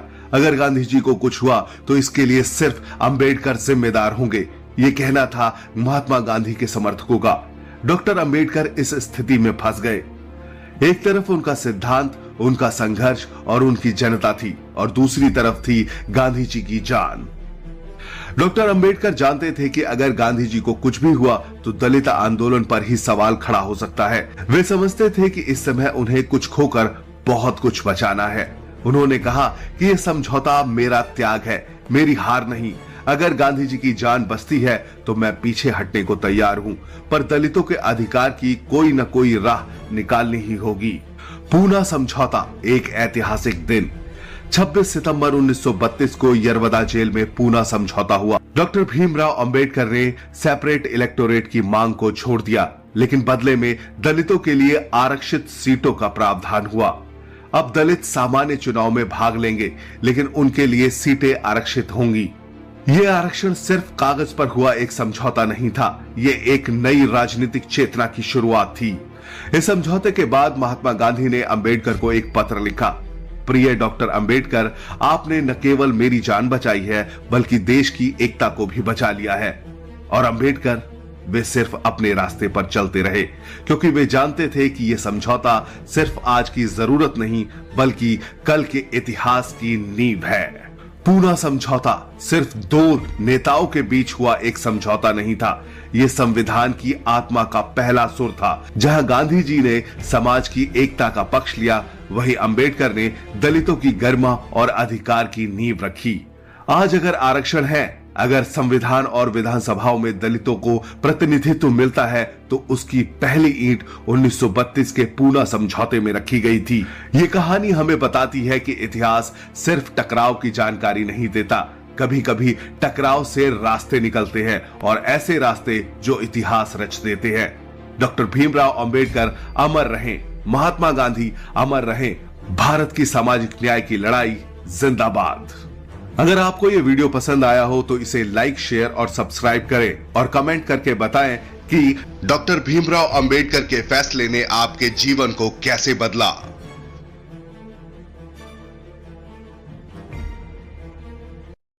पंजाब की धरती पर पैदा हुआ वो दलित महापुरोधा जिसने सूर्य बनकर सदियों से अंधकार में डूबी हुई दलित कौम की जिंदगी को रोशन कर दिया, जिसने दबे कुचले शोषित वंचित लोगों को एकजुट कर सत्ता की दीवारों को हिला दिया और एक झटके में राज गद्दी छीनकर दलितों को उस पर बिठा दिया। हम बात कर रहे हैं महान दलित नेता काशीराम की, जिन्होंने कहा कि हम इतिहास नहीं भविष्य बदलने आए हैं। लेकिन अच्छे खासी सरकारी नौकरी करने वाले काशीराम कैसे दलित आंदोलन में कूद पड़े, कैसे उन्होंने राजसत्ता की चूल्हे हिला दी, कैसे उनकी मुलाकात मायावती से हुई, कैसे और क्यों उन्होंने मायावती को अपना उत्तराधिकारी चुना। चलिए जानते हैं इन सभी सवालों के जवाब हमारी खास पेशकश मान्यवर काशीराम बहुजनों का मसीहा में। 15 मार्च 1934 पंजाब के रोपड़ के एक छोटे से गांव पृथ्वीपुर के रामदासिया सिख दलित परिवार में एक बच्चे का जन्म हुआ। बचपन में उनकी मां कहती थी कि पढ़ लिख ले बेटा, तभी दुनिया तुझे इंसान मानेगी। मां से प्रेरणा लेकर काशीराम ने बहुत लगन से पढ़ाई की और बड़े होकर बीएससी की डिग्री हासिल की। उन्हें पुणे में सैन्य संस्थान डीआरडीओ में सरकारी नौकरी मिल गई। उनकी जिंदगी अच्छी चल रही थी, तभी किस्मत ने एक बड़ा मोड़ लिया, ऐसा मोड़ जिसने देश की राजनीति की दशा और दिशा ही पलट दी। सन 1965 में डीआरडीओ में एक ऑर्डर आया कि यहाँ डॉक्टर अंबेडकर की जयंती और बुद्ध जयंती की छुट्टी रद्द कर दी गई है। इस आदेश से दलितों में काफी रोष था। काशीराम ने इसका विरोध किया, उन्हें सस्पेंड कर दिया गया। इसके बाद उन्होंने अंबेडकर की किताब जाति का विनाश और शूद्र कौन थे पढ़नी शुरू की।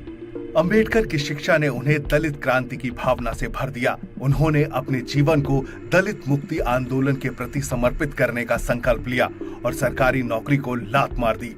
अब वो एक ऐसे पथरीले रास्ते पर निकल पड़े जहां संघर्ष थे, भूख थी, खाना बदोश जिंदगी थी, लेकिन उनका इरादा अडिग था। इसी भावना से काम करते हुए 1971 में उन्होंने बामसेफ यानी all India backward and minority communities employees federation नाम के एक गुप्त संगठन की स्थापना की। बामसेफ का मकसद था सरकारी नौकरियों में बैठे दलितों को जोड़ना, ताकि सरकारी सिस्टम को अंदर से बदला जा सके।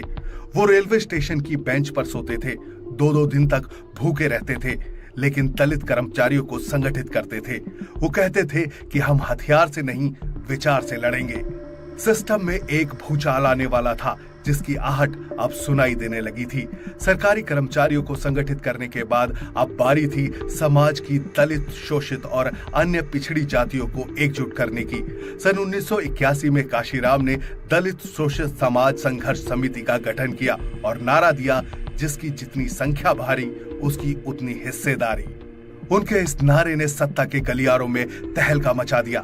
अब उन्हें डराने की कोशिशें शुरू होने लगी। पुलिस उन पर निगरानी करने लगी, उनके ऊपर गुप्त रिपोर्ट बनाई जाने लगी और उनकी बैठकों की जासूसी होने लगी। जब काशीराम को इसकी जानकारी मिली तो उन्होंने अपने साथियों से कहा कि वो सामाजिक और जातिवादी व्यवस्था को बदलने की लड़ाई लड़ रहे हैं। वो किसी से डरने वाले नहीं हैं।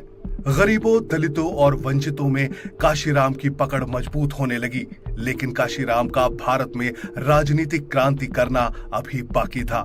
साल 1984 में काशीराम ने बहुजन समाज पार्टी का गठन कर सत्ता को सीधी चुनौती दे दी। अब वो ब्राह्मणवादी सत्ताधारियों के खिलाफ खुलकर सियासी मैदान में कूद पड़े। उनका इरादा था उत्तर भारत में 30% दलित वोटों को एकजुट कर राजनीतिक सत्ता हासिल करना और सत्ता में बैठने के बाद पूरे सामाजिक तंत्र को बदल डालना। अब उन्हें तेज तर्रार नेताओं की जरूरत थी जो अपने भाषणों के दम पर लोगों को गोलबंद कर सके। उन्हें साथ मिला एक दलित महिला टीचर का जो बेखौफ, बेलौस और बेलाग थी और दलित समाज के लिए हर कुर्बानी करने के लिए तैयार थी। उस महिला नेत्री का नाम था बहन मायावती। मायावती से कुछ मुलाकातों के बाद ही काशीराम ने तय कर लिया कि ये लड़की मेरी दलित राजनीति को आगे ले जाएगी। मायावती के परिवार ने उन्हें बीएसपी ज्वाइन करने से रोका, लेकिन मायावती दलित मुक्ति आंदोलन के रास्ते पर काशीराम की उंगली पकड़कर चलने के लिए पूरी तरह तैयार थी। मायावती से प्रभावित होकर काशीराम ने उनसे कहा कि तुम सरकारी नौकर हो, मेरे साथ चलो, मैं सरकार को तुम्हारे कदमों में डाल दूंगा। मैं तुम्हें एक दिन देश के सबसे बड़े राज्य उत्तर प्रदेश की मुख्यमंत्री बनाऊंगा। अपमान, सामाजिक असमानता और शोषण के खिलाफ शुरू हुई लड़ाई अब राजनीति के अखाड़े में पहुंच चुकी थी। सन 1989 से 1993 के बीच एक तरफ बीएसपी की ताकत बढ़ रही थी, दूसरी तरफ उनके खिलाफ गंदी राजनीतिक साजिशें चल रही थी। एक बार जब मायावती और काशीराम सरकार बनाने के बहुत करीब थे तो उनके खिलाफ गहरी साजिश हुई। उनके नेताओं को खरीद लिया गया और जान से मारने की धमकी दी गई। मगर काशीराम ने कहा कि हमारे आंदोलन को खत्म नहीं किया जा सकता है। यह आंदोलन करोड़ों दलितों की उम्मीदों का नतीजा है। साल 1995 में बहुजन समाज ने इतिहास रच दिया। आखिरकार वो दिन आ ही गया जिस दिन का दबे कुचले लोगों को सदियों से इंतजार था। 3 जून 1995 को दलितों की नेता मायावती उत्तर प्रदेश की मुख्यमंत्री बनी। ये कुर्सी सिर्फ मायावती को नहीं मिली, बल्कि समाज की सबसे पिछली सीढ़ी पर खड़े लोगों को सिंहासन पर विराजने का मौका मिला। यह जीत हजारों साल की गुलामी पर एक बहुत बड़ी चोट थी। इस पर काशीराम ने कहा कि हम राज करके दिखाएंगे, हम सिर्फ भीड़ नहीं है, हम एक इंकलाब है। काशीराम और मायावती ने उत्तर प्रदेश को गुंडा राज से मुक्ति दिलाई। उत्तर प्रदेश और समाज में बेहतरीन काम जारी था, लेकिन इस बीच साल 2003 में काशीराम को ब्रेन स्ट्रोक हुआ। शरीर ने उनका साथ छोड़ना शुरू कर दिया। वो अब बोल नहीं सकते थे। मायावती ने बेटी की तरह उनका पूरा ख्याल रखा। वो कहती थी कि काशीराम मेरे लिए नेता नहीं है, बल्कि पिता जैसे हैं। 9 अक्टूबर 2006 को कालचक्र ने दलितों के दुलारे नेता काशीराम को हमसे छीन लिया। उनका निधन हो गया। अब काशीराम हमारे बीच नहीं है, लेकिन जातीय शोषण के खिलाफ न्याय की उनकी विरासत आज भी जिंदा है। काशीराम ने दलितों को सिर उठाकर जीना, सपने देखना और उन्हें पूरा करने का जज्बा पैदा किया। उन्होंने सिखाया कि समाज बदलने के लिए सत्ता चाहिए और सत्ता संगठित होकर ही मिल सकती है। काशीराम सिर्फ एक नेता नहीं थे, वो एक आंदोलन थे, एक इंकलाब थे। अगर आप काशीराम के सपनों को पूरा करना चाहते हैं तो कमेंट बॉक्स में लिखिए जय भीम, जय काशीराम। हम दलितों के महानायक काशीराम को कोटि कोटि नमन करते हैं।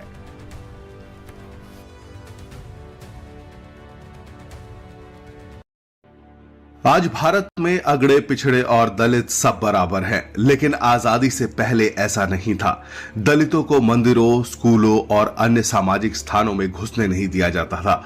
उनके साथ छुआछूत का बर्ताव किया जाता था। डॉक्टर भीमराव अंबेडकर ने आरक्षण के जरिए बराबरी का अधिकार तो दिलाया ही, साथ ही छुआछूत को हमेशा के लिए खत्म कर दिया। लेकिन आरक्षण की लड़ाई आसान नहीं थी। सवाल खड़ा होता है कि अंबेडकर को रिजर्वेशन के लिए क्या क्या संघर्ष करना पड़ा। कैसे अंबेडकर और महात्मा गांधी के बीच पूना पैक्ट हुआ। पूना पैक्ट को अंबेडकर ने एक बलिदान क्यों कहा? क्या पूना पैक्ट बराबरी के रास्ते की आखिरी मंजिल है या ये सिर्फ रास्ता है? क्या आरक्षण ने दलितों को सामाजिक, आर्थिक और शैक्षणिक बराबरी का दर्जा दिलाया? चलिए जानते हैं इन सभी सवालों के जवाब हमारी खास पेशकश पूना पैक्ट, मजबूरी भरा समझौता या अंतिम जीत। साल 1932 भारत आजादी की लड़ाई लड़ रहा था, पर उसी वक्त एक और लड़ाई देश के भीतर चल रही थी, एक और आजादी की जंग। ये जंग थी सामाजिक बराबरी की, सम्मान की और उस इंसानी अधिकार की जो सदियों से एक समुदाय से छीन लिया गया था। इस लड़ाई का नेतृत्व कर रहे थे डॉक्टर भीमराव अंबेडकर, एक ऐसा नाम जो दलितों की आवाज बन चुका था। और इस लड़ाई के दूसरे छोर पर थे महात्मा गांधी, राष्ट्रपिता, जो भारत की एकता के लिए हर कुर्बानी देने को तैयार थे। डॉक्टर भीमराव अंबेडकर मानते थे कि अगर दलितों को सामाजिक न्याय और सम्मान चाहिए तो उन्हें राजनीतिक अधिकार मिलने चाहिए।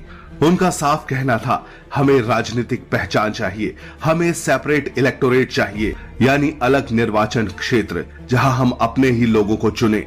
वे जानते थे कि सिर्फ सामाजिक सुधारों से कुछ नहीं होगा। हजारों साल की गुलामी, भेदभाव और अपमान का जवाब तभी मिलेगा जब दलित खुद अपनी कौमी और राजनीतिक किस्मत के मालिक बनेंगे। 16 अगस्त 1932 को ब्रिटिश प्रधानमंत्री रैमसे मैकडोनाल्ड ने कम्युनल अवार्ड की घोषणा की।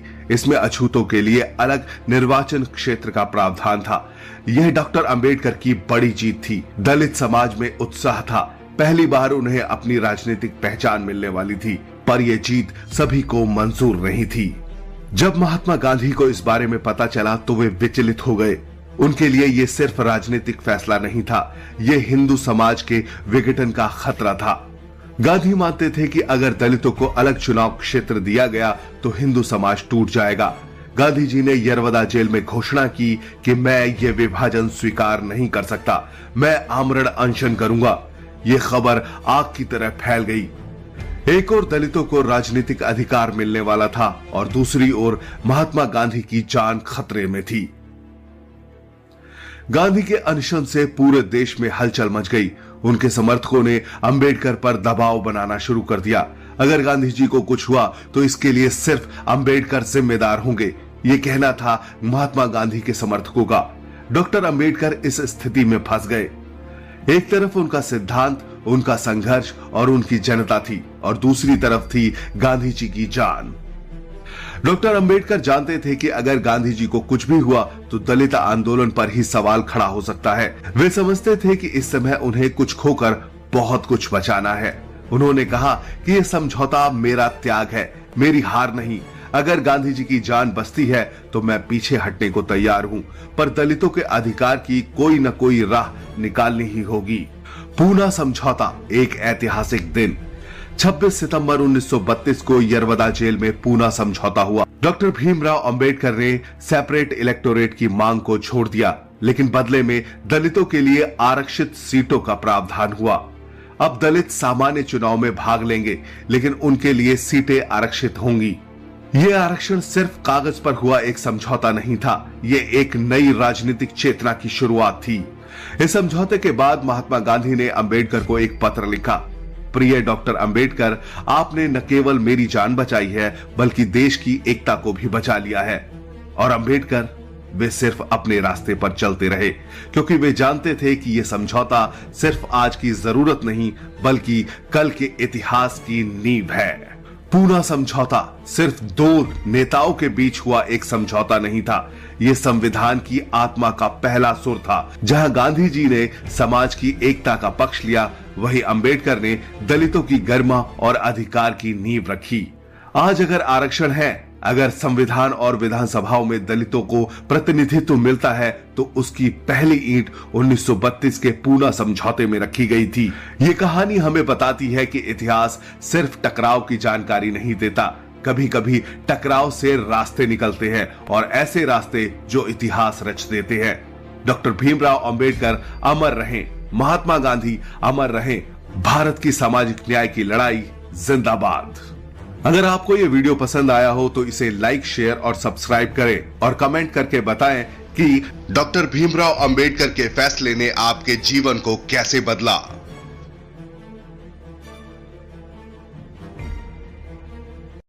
पंजाब की धरती पर पैदा हुआ वो दलित महापुरोधा जिसने सूर्य बनकर सदियों से अंधकार में डूबी हुई दलित कौम की जिंदगी को रोशन कर दिया, जिसने दबे कुचले शोषित वंचित लोगों को एकजुट कर सत्ता की दीवारों को हिला दिया और एक झटके में राज गद्दी छीनकर दलितों को उस पर बिठा दिया। हम बात कर रहे हैं महान दलित नेता काशीराम की, जिन्होंने कहा कि हम इतिहास नहीं भविष्य बदलने आए हैं। लेकिन अच्छे खासी सरकारी नौकरी करने वाले काशीराम कैसे दलित आंदोलन में कूद पड़े, कैसे उन्होंने राजसत्ता की चूल्हे हिला दी, कैसे उनकी मुलाकात मायावती से हुई, कैसे और क्यों उन्होंने मायावती को अपना उत्तराधिकारी चुना। चलिए जानते हैं इन सभी सवालों के जवाब हमारी खास पेशकश मान्यवर काशीराम बहुजनों का मसीहा में। 15 मार्च 1934 पंजाब के रोपड़ के एक छोटे से गांव पृथ्वीपुर के रामदासिया सिख दलित परिवार में एक बच्चे का जन्म हुआ। बचपन में उनकी मां कहती थी कि पढ़ लिख ले बेटा, तभी दुनिया तुझे इंसान मानेगी। मां से प्रेरणा लेकर काशीराम ने बहुत लगन से पढ़ाई की और बड़े होकर बीएससी की डिग्री हासिल की। उन्हें पुणे में सैन्य संस्थान डीआरडीओ में सरकारी नौकरी मिल गई। उनकी जिंदगी अच्छी चल रही थी, तभी किस्मत ने एक बड़ा मोड़ लिया, ऐसा मोड़ जिसने देश की राजनीति की दशा और दिशा ही पलट दी। सन 1965 में डीआरडीओ में एक ऑर्डर आया कि यहाँ डॉक्टर अंबेडकर की जयंती और बुद्ध जयंती की छुट्टी रद्द कर दी गई है। इस आदेश से दलितों में काफी रोष था। काशीराम ने इसका विरोध किया, उन्हें सस्पेंड कर दिया गया। इसके बाद उन्होंने अंबेडकर की किताब जाति का विनाश और शूद्र कौन थे पढ़नी शुरू की। अंबेडकर की शिक्षा ने उन्हें दलित क्रांति की भावना से भर दिया। उन्होंने अपने जीवन को दलित मुक्ति आंदोलन के प्रति समर्पित करने का संकल्प लिया और सरकारी नौकरी को लात मार दी। अब वो एक ऐसे पथरीले रास्ते पर निकल पड़े जहां संघर्ष थे, भूख थी, खाना बदोश जिंदगी थी, लेकिन उनका इरादा अडिग था। इसी भावना से काम करते हुए 1971 में उन्होंने बामसेफ यानी all India backward and minority communities employees federation नाम के एक गुप्त संगठन की स्थापना की। बामसेफ का मकसद था सरकारी नौकरियों में बैठे दलितों को जोड़ना, ताकि सरकारी सिस्टम को अंदर से बदला जा सके। वो रेलवे स्टेशन की बेंच पर सोते थे, 2-2 दिन तक भूखे रहते थे, लेकिन दलित कर्मचारियों को संगठित करते थे। वो कहते थे कि हम हथियार से नहीं, विचार से लड़ेंगे। सिस्टम में एक भूचाल आने वाला था, जिसकी आहट अब सुनाई देने लगी थी। सरकारी कर्मचारियों को संगठित करने के बाद अब बारी थी समाज की दलित, शोषित और अन्य पिछड़ी जातियों को एकजुट करने की। सन 1981 में काशीराम ने दलित शोषित समाज संघर्ष समिति का गठन किया और नारा दिया, जिसकी जितनी संख्या भारी उसकी उतनी हिस्सेदारी। उनके इस नारे ने सत्ता के गलियारों में तहलका मचा दिया। अब उन्हें डराने की कोशिशें शुरू होने लगी। पुलिस उन पर निगरानी करने लगी, उनके ऊपर गुप्त रिपोर्ट बनाई जाने लगी और उनकी बैठकों की जासूसी होने लगी। जब काशीराम को इसकी जानकारी मिली तो उन्होंने अपने साथियों से कहा कि वो सामाजिक और जातिवादी व्यवस्था को बदलने की लड़ाई लड़ रहे हैं। वो किसी से डरने वाले नहीं है। गरीबों, दलितों और वंचितों में काशीराम की पकड़ मजबूत होने लगी, लेकिन काशीराम का भारत में राजनीतिक क्रांति करना अभी बाकी था। साल 1984 में काशीराम ने बहुजन समाज पार्टी का गठन कर सत्ता को सीधी चुनौती दे दी। अब वो ब्राह्मणवादी सत्ताधारियों के खिलाफ खुलकर सियासी मैदान में कूद पड़े। उनका इरादा था उत्तर भारत में 30% दलित वोटों को एकजुट कर राजनीतिक सत्ता हासिल करना और सत्ता में बैठने के बाद पूरे सामाजिक तंत्र को बदल डालना। अब उन्हें तेज तर्रार नेताओं की जरूरत थी, जो अपने भाषणों के दम पर लोगों को गोलबंद कर सके। उन्हें साथ मिला एक दलित महिला टीचर का, जो बेखौफ, बेलौस और बेलाग थी और दलित समाज के लिए हर कुर्बानी करने के लिए तैयार थी। उस महिला नेत्री का नाम था बहन मायावती।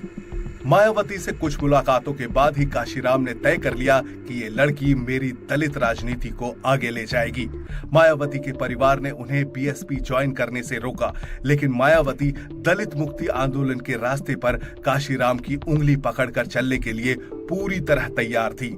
मायावती से प्रभावित होकर काशीराम ने उनसे कहा कि तुम सरकारी नौकर हो, मेरे साथ चलो, मैं सरकार को तुम्हारे कदमों में डाल दूंगा। मैं तुम्हें एक दिन देश के सबसे बड़े राज्य उत्तर प्रदेश की मुख्यमंत्री बनाऊंगा। अपमान, सामाजिक असमानता और शोषण के खिलाफ शुरू हुई लड़ाई अब राजनीति के अखाड़े में पहुंच चुकी थी। सन 1989 से 1993 के बीच एक तरफ बीएसपी की ताकत बढ़ रही थी, दूसरी तरफ उनके खिलाफ गंदी राजनीतिक साजिशें चल रही थी। एक बार जब मायावती और काशीराम सरकार बनाने के बहुत करीब थे तो उनके खिलाफ गहरी साजिश हुई। उनके नेताओं को खरीद लिया गया और जान से मारने की धमकी दी गई। मगर काशीराम ने कहा कि हमारे आंदोलन को खत्म नहीं किया जा सकता है। यह आंदोलन करोड़ों दलितों की उम्मीदों का नतीजा है। साल 1995 में बहुजन समाज ने इतिहास रच दिया। आखिरकार वो दिन आ ही गया जिस दिन का दबे कुचले लोगों को सदियों से इंतजार था। 3 जून 1995 को दलितों की नेता मायावती उत्तर प्रदेश की मुख्यमंत्री बनी। ये कुर्सी सिर्फ मायावती को नहीं मिली, बल्कि समाज की सबसे पिछली सीढ़ी पर खड़े लोगों को सिंहासन पर विराजने का मौका मिला। यह जीत हजारों साल की गुलामी पर एक बहुत बड़ी चोट थी। इस पर काशीराम ने कहा कि हम राज करके दिखाएंगे। हम सिर्फ भीड़ नहीं है, हम एक इंकलाब है। काशीराम और मायावती ने उत्तर प्रदेश को गुंडा राज से मुक्ति दिलाई। उत्तर प्रदेश और समाज में बेहतरीन काम जारी था, लेकिन इस बीच साल 2003 में काशीराम को ब्रेन स्ट्रोक हुआ। शरीर ने उनका साथ छोड़ना शुरू कर दिया। वो अब बोल नहीं सकते थे। मायावती ने बेटी की तरह उनका पूरा ख्याल रखा। वो कहती थी कि काशीराम मेरे लिए नेता नहीं है, बल्कि पिता जैसे हैं। 9 अक्टूबर 2006 को कालचक्र ने दलितों के दुलारे नेता काशीराम को हमसे छीन लिया। उनका निधन हो गया। अब काशीराम हमारे बीच नहीं है, लेकिन जातीय शोषण के खिलाफ न्याय की उनकी विरासत आज भी जिंदा है। काशीराम ने दलितों को सिर उठाकर जीना, सपने देखना और उन्हें पूरा करने का जज्बा पैदा किया। उन्होंने सिखाया कि समाज बदलने के लिए सत्ता चाहिए और सत्ता संगठित होकर ही मिल सकती है। काशीराम सिर्फ एक नेता नहीं थे, वो एक आंदोलन थे, एक इंकलाब थे। अगर आप काशीराम के सपनों को पूरा करना चाहते हैं तो कमेंट बॉक्स में लिखिए जय भीम, जय काशीराम। हम दलितों के महानायक काशीराम को कोटि कोटि नमन करते हैं।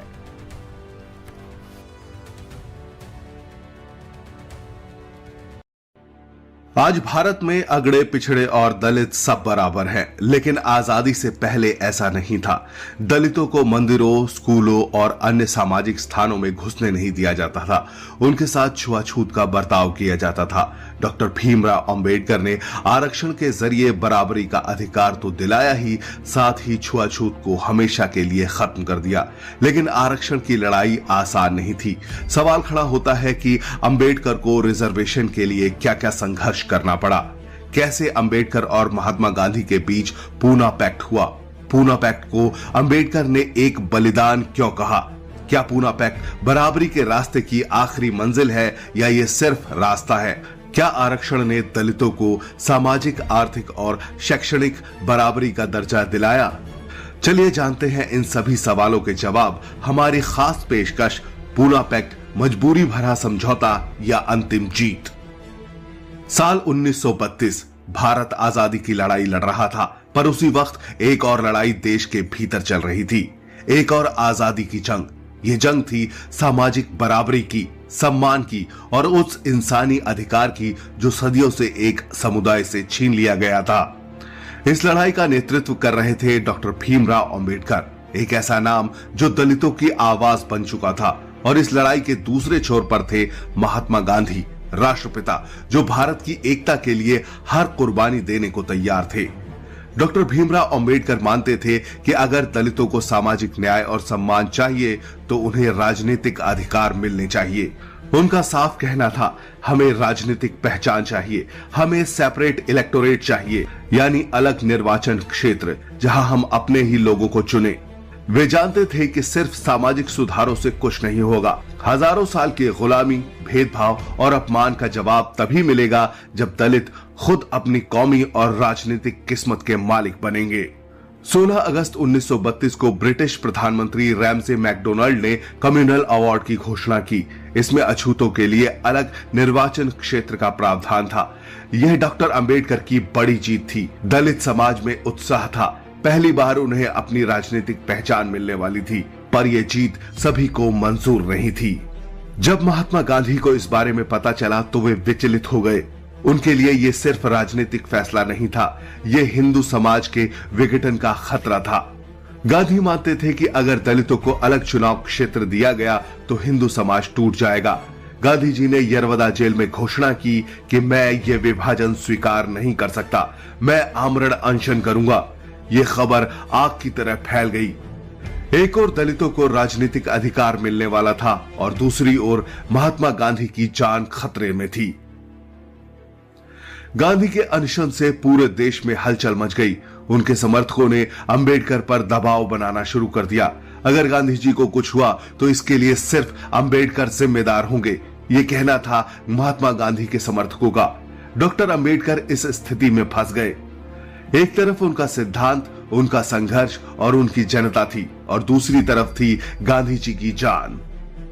डॉक्टर अंबेडकर जानते थे कि अगर गांधी जी को कुछ भी हुआ तो दलित आंदोलन पर ही सवाल खड़ा हो सकता है। वे समझते थे कि इस समय उन्हें कुछ खोकर बहुत कुछ बचाना है। उन्होंने कहा कि यह समझौता मेरा त्याग है, मेरी हार नहीं। अगर गांधी जी की जान बचती है तो मैं पीछे हटने को तैयार हूं, पर दलितों के अधिकार की कोई न कोई राह निकालनी ही होगी। पूना समझौता, एक ऐतिहासिक दिन। 26 सितंबर 1932 को यरवदा जेल में पूना समझौता हुआ। डॉक्टर भीमराव अंबेडकर ने सेपरेट इलेक्टोरेट की मांग को छोड़ दिया, लेकिन बदले में दलितों के लिए आरक्षित सीटों का प्रावधान हुआ। अब दलित सामान्य चुनाव में भाग लेंगे, लेकिन उनके लिए सीटें आरक्षित होंगी। यह आरक्षण सिर्फ कागज पर हुआ एक समझौता नहीं था, यह एक नई राजनीतिक चेतना की शुरुआत थी। इस समझौते के बाद महात्मा गांधी ने अंबेडकर को एक पत्र लिखा। प्रिय डॉक्टर अंबेडकर, आपने न केवल मेरी जान बचाई है बल्कि देश की एकता को भी बचा लिया है। और अंबेडकर वे सिर्फ अपने रास्ते पर चलते रहे, क्योंकि वे जानते थे कि यह समझौता सिर्फ आज की जरूरत नहीं बल्कि कल के इतिहास की नींव है। पूना समझौता सिर्फ दो नेताओं के बीच हुआ एक समझौता नहीं था, यह संविधान की आत्मा का पहला सुर था। जहां गांधी जी ने समाज की एकता का पक्ष लिया, वहीं अंबेडकर ने दलितों की गरिमा और अधिकार की नींव रखी। आज अगर आरक्षण है, अगर संविधान और विधानसभाओं में दलितों को प्रतिनिधित्व मिलता है, तो उसकी पहली ईंट 1932 के पूना समझौते में रखी गई थी। ये कहानी हमें बताती है कि इतिहास सिर्फ टकराव की जानकारी नहीं देता, कभी कभी टकराव से रास्ते निकलते हैं और ऐसे रास्ते जो इतिहास रच देते हैं। डॉक्टर भीमराव अंबेडकर अमर रहें, महात्मा गांधी अमर रहें, भारत की सामाजिक न्याय की लड़ाई जिंदाबाद। अगर आपको यह वीडियो पसंद आया हो तो इसे लाइक, शेयर और सब्सक्राइब करें और कमेंट करके बताएं कि डॉक्टर भीमराव अंबेडकर के फैसले ने आपके जीवन को कैसे बदला।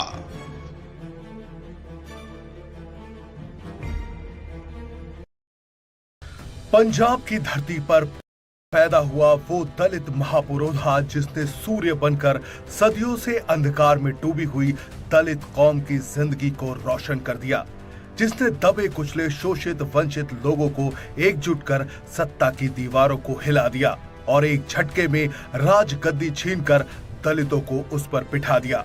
हम बात कर रहे हैं महान दलित नेता काशीराम की, जिन्होंने कहा कि हम इतिहास नहीं भविष्य बदलने आए हैं।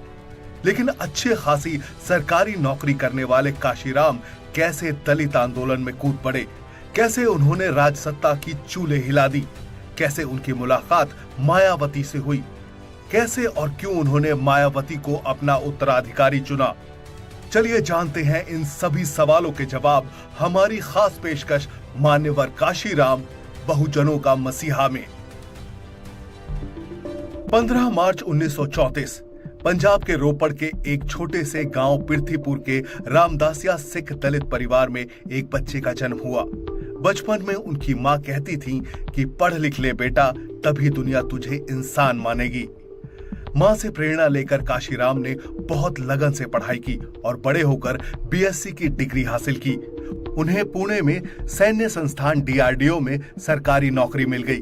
उनकी जिंदगी अच्छी चल रही थी, तभी किस्मत ने एक बड़ा मोड़ लिया, ऐसा मोड़ जिसने देश की राजनीति की दशा और दिशा ही पलट दी। सन 1965 में डीआरडीओ में एक ऑर्डर आया कि यहाँ डॉक्टर अंबेडकर की जयंती और बुद्ध जयंती की छुट्टी रद्द कर दी गई है।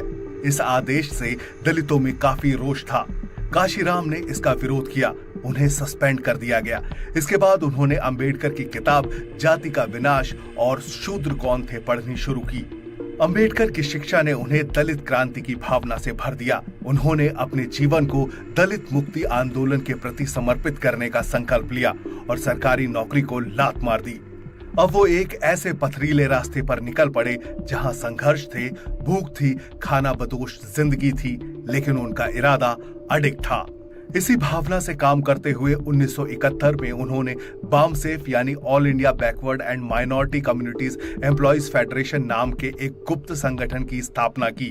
बामसेफ का मकसद था सरकारी नौकरियों में बैठे दलितों को जोड़ना, ताकि सरकारी सिस्टम को अंदर से बदला जा सके। वो रेलवे स्टेशन की बेंच पर सोते थे, 2-2 दिन तक भूखे रहते थे, लेकिन दलित कर्मचारियों को संगठित करते थे। वो कहते थे कि हम हथियार से नहीं, विचार से लड़ेंगे। सिस्टम में एक भूचाल आने वाला था, जिसकी आहट अब सुनाई देने लगी थी। सरकारी कर्मचारियों को संगठित करने के बाद अब बारी थी समाज की दलित, शोषित और अन्य पिछड़ी जातियों को एकजुट करने की।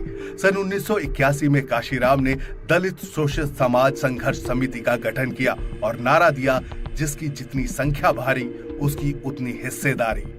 उनके इस नारे ने सत्ता के गलियारों में तहलका मचा दिया। अब उन्हें डराने की कोशिशें शुरू होने लगी। पुलिस उन पर निगरानी करने लगी, उनके ऊपर गुप्त रिपोर्ट बनाई जाने लगी और उनकी बैठकों की जासूसी होने लगी। जब काशीराम को इसकी जानकारी मिली तो उन्होंने अपने साथियों से कहा कि वो सामाजिक और जातिवादी व्यवस्था को बदलने की लड़ाई लड़ रहे हैं। वो किसी से डरने वाले नहीं है। गरीबों, दलितों और वंचितों में काशीराम की पकड़ मजबूत होने लगी, लेकिन काशीराम का भारत में राजनीतिक क्रांति करना अभी बाकी था। साल 1984 में काशीराम ने बहुजन समाज पार्टी का गठन कर सत्ता को सीधी चुनौती दे दी। अब वो ब्राह्मणवादी सत्ताधारियों के खिलाफ खुलकर सियासी मैदान में कूद पड़े। उनका इरादा था उत्तर भारत में 30% दलित वोटों को एकजुट कर राजनीतिक सत्ता हासिल करना और सत्ता में बैठने के बाद पूरे सामाजिक तंत्र को बदल डालना। अब उन्हें तेज तर्रार नेताओं की जरूरत थी, जो अपने भाषणों के दम पर लोगों को गोलबंद कर सके। उन्हें साथ मिला एक दलित महिला टीचर का, जो बेखौफ, बेलौस और बेलाग थी और दलित समाज के लिए हर कुर्बानी करने के लिए तैयार थी। उस महिला नेत्री का नाम था बहन मायावती। मायावती तो के बाद ही काशीराम ने तय कर लिया कि ये लड़की मेरी दलित राजनीति को आगे ले जाएगी। मायावती के परिवार ने उन्हें बीएसपी ज्वाइन करने से रोका, लेकिन मायावती दलित मुक्ति आंदोलन के रास्ते पर काशीराम की उंगली पकड़कर चलने के लिए पूरी तरह तैयार थी। मायावती से प्रभावित होकर काशीराम ने उनसे कहा कि तुम सरकारी नौकर हो, मेरे साथ चलो, मैं सरकार को तुम्हारे कदमों में डाल दूंगा। मैं तुम्हें एक दिन देश के सबसे बड़े राज्य उत्तर प्रदेश की मुख्यमंत्री बनाऊंगा। अपमान, सामाजिक असमानता और शोषण के खिलाफ शुरू हुई लड़ाई अब राजनीति के अखाड़े में पहुंच चुकी थी। सन 1989 से 1993 के बीच एक तरफ बीएसपी की ताकत बढ़ रही थी, दूसरी तरफ उनके खिलाफ गंदी राजनीतिक साजिशें चल रही थी। एक बार जब मायावती और काशीराम सरकार बनाने के बहुत करीब थे तो उनके खिलाफ गहरी साजिश हुई। उनके नेताओं को खरीद लिया गया और जान से मारने की धमकी दी गई। मगर काशीराम ने कहा कि हमारे आंदोलन को खत्म नहीं किया जा सकता है। यह आंदोलन करोड़ों दलितों की उम्मीदों का नतीजा है। साल 1995 में बहुजन समाज ने इतिहास रच दिया। आखिरकार वो दिन आ ही गया जिस दिन का दबे कुचले लोगों को सदियों से इंतजार था। 3 जून 1995 को दलितों की नेता मायावती उत्तर प्रदेश की मुख्यमंत्री बनी। ये कुर्सी सिर्फ मायावती को नहीं मिली, बल्कि समाज की सबसे पिछली सीढ़ी पर खड़े लोगों को सिंहासन पर विराजने का मौका मिला। यह जीत हजारों साल की गुलामी पर एक बहुत बड़ी चोट थी। इस पर काशीराम ने कहा कि हम राज करके दिखाएंगे। हम सिर्फ भीड़ नहीं है, हम एक इंकलाब है। काशीराम और मायावती ने उत्तर प्रदेश को गुंडा राज से मुक्ति दिलाई। उत्तर प्रदेश और समाज में बेहतरीन काम जारी था, लेकिन इस बीच साल 2003 में काशीराम को ब्रेन स्ट्रोक हुआ। शरीर ने उनका साथ छोड़ना शुरू कर दिया। वो अब बोल नहीं सकते थे। मायावती ने बेटी की तरह उनका पूरा ख्याल रखा। वो कहती थी कि काशीराम मेरे लिए नेता नहीं है बल्कि पिता जैसे हैं। 9 अक्टूबर 2006 को कालचक्र ने दलितों के दुलारे नेता काशीराम को हमसे छीन लिया। उनका निधन हो गया। अब काशीराम हमारे बीच नहीं है, लेकिन जातीय शोषण के खिलाफ न्याय की उनकी विरासत आज भी जिंदा है। काशीराम ने दलितों को सिर उठाकर जीना, सपने देखना और उन्हें पूरा करने का जज्बा पैदा किया। उन्होंने सिखाया कि समाज बदलने के लिए सत्ता चाहिए और सत्ता संगठित होकर ही मिल सकती है। काशीराम सिर्फ एक नेता नहीं थे, वो एक आंदोलन थे, एक इंकलाब थे। अगर आप काशीराम के सपनों को पूरा करना चाहते हैं तो कमेंट बॉक्स में लिखिए जय भीम, जय काशीराम। हम दलितों के महानायक काशीराम को कोटि कोटि नमन करते हैं।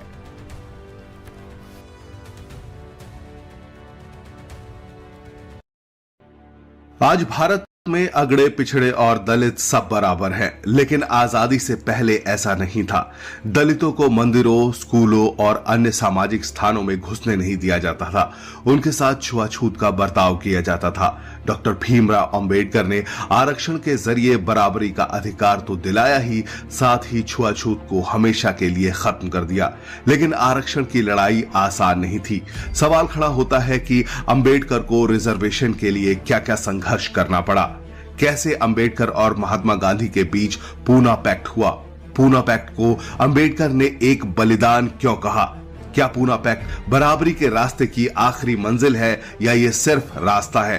क्या आरक्षण ने दलितों को सामाजिक, आर्थिक और शैक्षणिक बराबरी का दर्जा दिलाया? चलिए जानते हैं इन सभी सवालों के जवाब हमारी खास पेशकश पूना पैक्ट, मजबूरी भरा समझौता या अंतिम जीत। साल 1932 भारत आजादी की लड़ाई लड़ रहा था, पर उसी वक्त एक और लड़ाई देश के भीतर चल रही थी। एक और आजादी की जंग। ये जंग थी सामाजिक बराबरी की, सम्मान की और उस इंसानी अधिकार की जो सदियों से एक समुदाय से छीन लिया गया था। इस लड़ाई का नेतृत्व कर रहे थे डॉक्टर भीमराव अंबेडकर, एक ऐसा नाम जो दलितों की आवाज बन चुका था। और इस लड़ाई के दूसरे छोर पर थे महात्मा गांधी, राष्ट्रपिता, जो भारत की एकता के लिए हर कुर्बानी देने को तैयार थे। डॉक्टर भीमराव अंबेडकर मानते थे कि अगर दलितों को सामाजिक न्याय और सम्मान चाहिए तो उन्हें राजनीतिक अधिकार मिलने चाहिए। उनका साफ कहना था, हमें राजनीतिक पहचान चाहिए, हमें सेपरेट इलेक्टोरेट चाहिए, यानी अलग निर्वाचन क्षेत्र जहां हम अपने ही लोगों को चुने। वे जानते थे कि सिर्फ सामाजिक सुधारों से कुछ नहीं होगा। हजारों साल की गुलामी, भेदभाव और अपमान का जवाब तभी मिलेगा जब दलित खुद अपनी कौमी और राजनीतिक किस्मत के मालिक बनेंगे। 16 अगस्त 1932 को ब्रिटिश प्रधानमंत्री रैमसे मैकडोनाल्ड ने कम्युनल अवार्ड की घोषणा की। इसमें अछूतों के लिए अलग निर्वाचन क्षेत्र का प्रावधान था। यह डॉक्टर अंबेडकर की बड़ी जीत थी। दलित समाज में उत्साह था। पहली बार उन्हें अपनी राजनीतिक पहचान मिलने वाली थी, पर यह जीत सभी को मंजूर नहीं थी। जब महात्मा गांधी को इस बारे में पता चला तो वे विचलित हो गए। उनके लिए यह सिर्फ राजनीतिक फैसला नहीं था, यह हिंदू समाज के विघटन का खतरा था।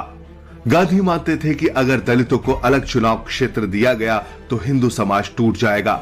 गांधी जी ने यरवदा जेल में घोषणा की कि मैं ये विभाजन स्वीकार नहीं कर सकता, मैं आमरण अनशन करूंगा। ये खबर आग की तरह फैल गई। एक ओर दलितों को राजनीतिक अधिकार मिलने वाला था और दूसरी ओर महात्मा गांधी की जान खतरे में थी। गांधी के अनशन से पूरे देश में हलचल मच गई। उनके समर्थकों ने अंबेडकर पर दबाव बनाना शुरू कर दिया। अगर गांधी जी को कुछ हुआ तो इसके लिए सिर्फ अंबेडकर जिम्मेदार होंगे, ये कहना था महात्मा गांधी के समर्थकों का। डॉक्टर अंबेडकर इस स्थिति में फंस गए। एक तरफ उनका सिद्धांत, उनका संघर्ष और उनकी जनता थी और दूसरी तरफ थी गांधी जी की जान। डॉक्टर अंबेडकर जानते थे कि अगर गांधी जी को कुछ भी हुआ तो दलित आंदोलन पर ही सवाल खड़ा हो सकता है। वे समझते थे कि इस समय उन्हें कुछ खोकर बहुत कुछ बचाना है। उन्होंने कहा कि यह समझौता मेरा त्याग है, मेरी हार नहीं। अगर गांधी जी की जान बचती है तो मैं पीछे हटने को तैयार हूं, पर दलितों के अधिकार की कोई न कोई राह निकालनी ही होगी। पूना समझौता, एक ऐतिहासिक दिन। 26 सितंबर 1932 को यरवदा जेल में पूना समझौता हुआ। डॉक्टर भीमराव अंबेडकर ने सेपरेट इलेक्टोरेट की मांग को छोड़ दिया, लेकिन बदले में दलितों के लिए आरक्षित सीटों का प्रावधान हुआ। अब दलित सामान्य चुनाव में भाग लेंगे, लेकिन उनके लिए सीटें आरक्षित होंगी। यह आरक्षण सिर्फ कागज पर हुआ एक समझौता नहीं था, यह एक नई राजनीतिक चेतना की शुरुआत थी। इस समझौते के बाद महात्मा गांधी ने अंबेडकर को एक पत्र लिखा। प्रिय डॉक्टर अंबेडकर, आपने न केवल मेरी जान बचाई है, बल्कि देश की एकता को भी बचा लिया है। और अंबेडकर वे सिर्फ अपने रास्ते पर चलते रहे, क्योंकि वे जानते थे कि यह समझौता सिर्फ आज की जरूरत नहीं, बल्कि कल के इतिहास की नींव है। पूना समझौता सिर्फ दो नेताओं के बीच हुआ एक समझौता नहीं था, यह संविधान की आत्मा का पहला सुर था। जहां गांधी जी ने समाज की एकता का पक्ष लिया, वहीं अंबेडकर ने दलितों की गरिमा और अधिकार की नींव रखी। आज अगर आरक्षण है, अगर संविधान और विधानसभाओं में दलितों को प्रतिनिधित्व मिलता है, तो उसकी पहली ईंट 1932 के पूना समझौते में रखी गई थी। ये कहानी हमें बताती है कि इतिहास सिर्फ टकराव की जानकारी नहीं देता, कभी कभी टकराव से रास्ते निकलते हैं, और ऐसे रास्ते जो इतिहास रच देते हैं। डॉक्टर भीमराव अंबेडकर अमर रहें, महात्मा गांधी अमर रहें, भारत की सामाजिक न्याय की लड़ाई जिंदाबाद। अगर आपको ये वीडियो पसंद आया हो तो इसे लाइक, शेयर और सब्सक्राइब करें और कमेंट करके बताएं कि डॉक्टर भीमराव अंबेडकर के फैसले ने आपके जीवन को कैसे बदला।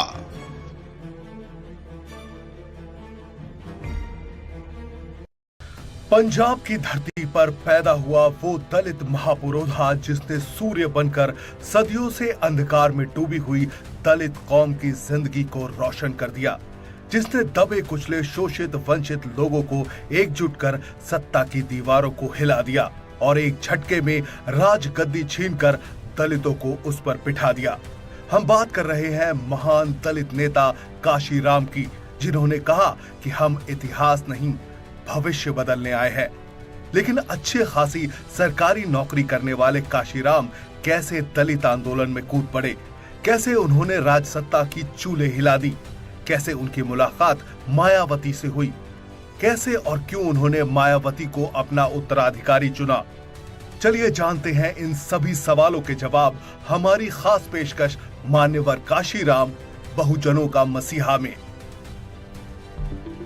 15 मार्च 1934 पंजाब के रोपड़ के एक छोटे से गांव पृथ्वीपुर के रामदासिया सिख दलित परिवार में एक बच्चे का जन्म हुआ।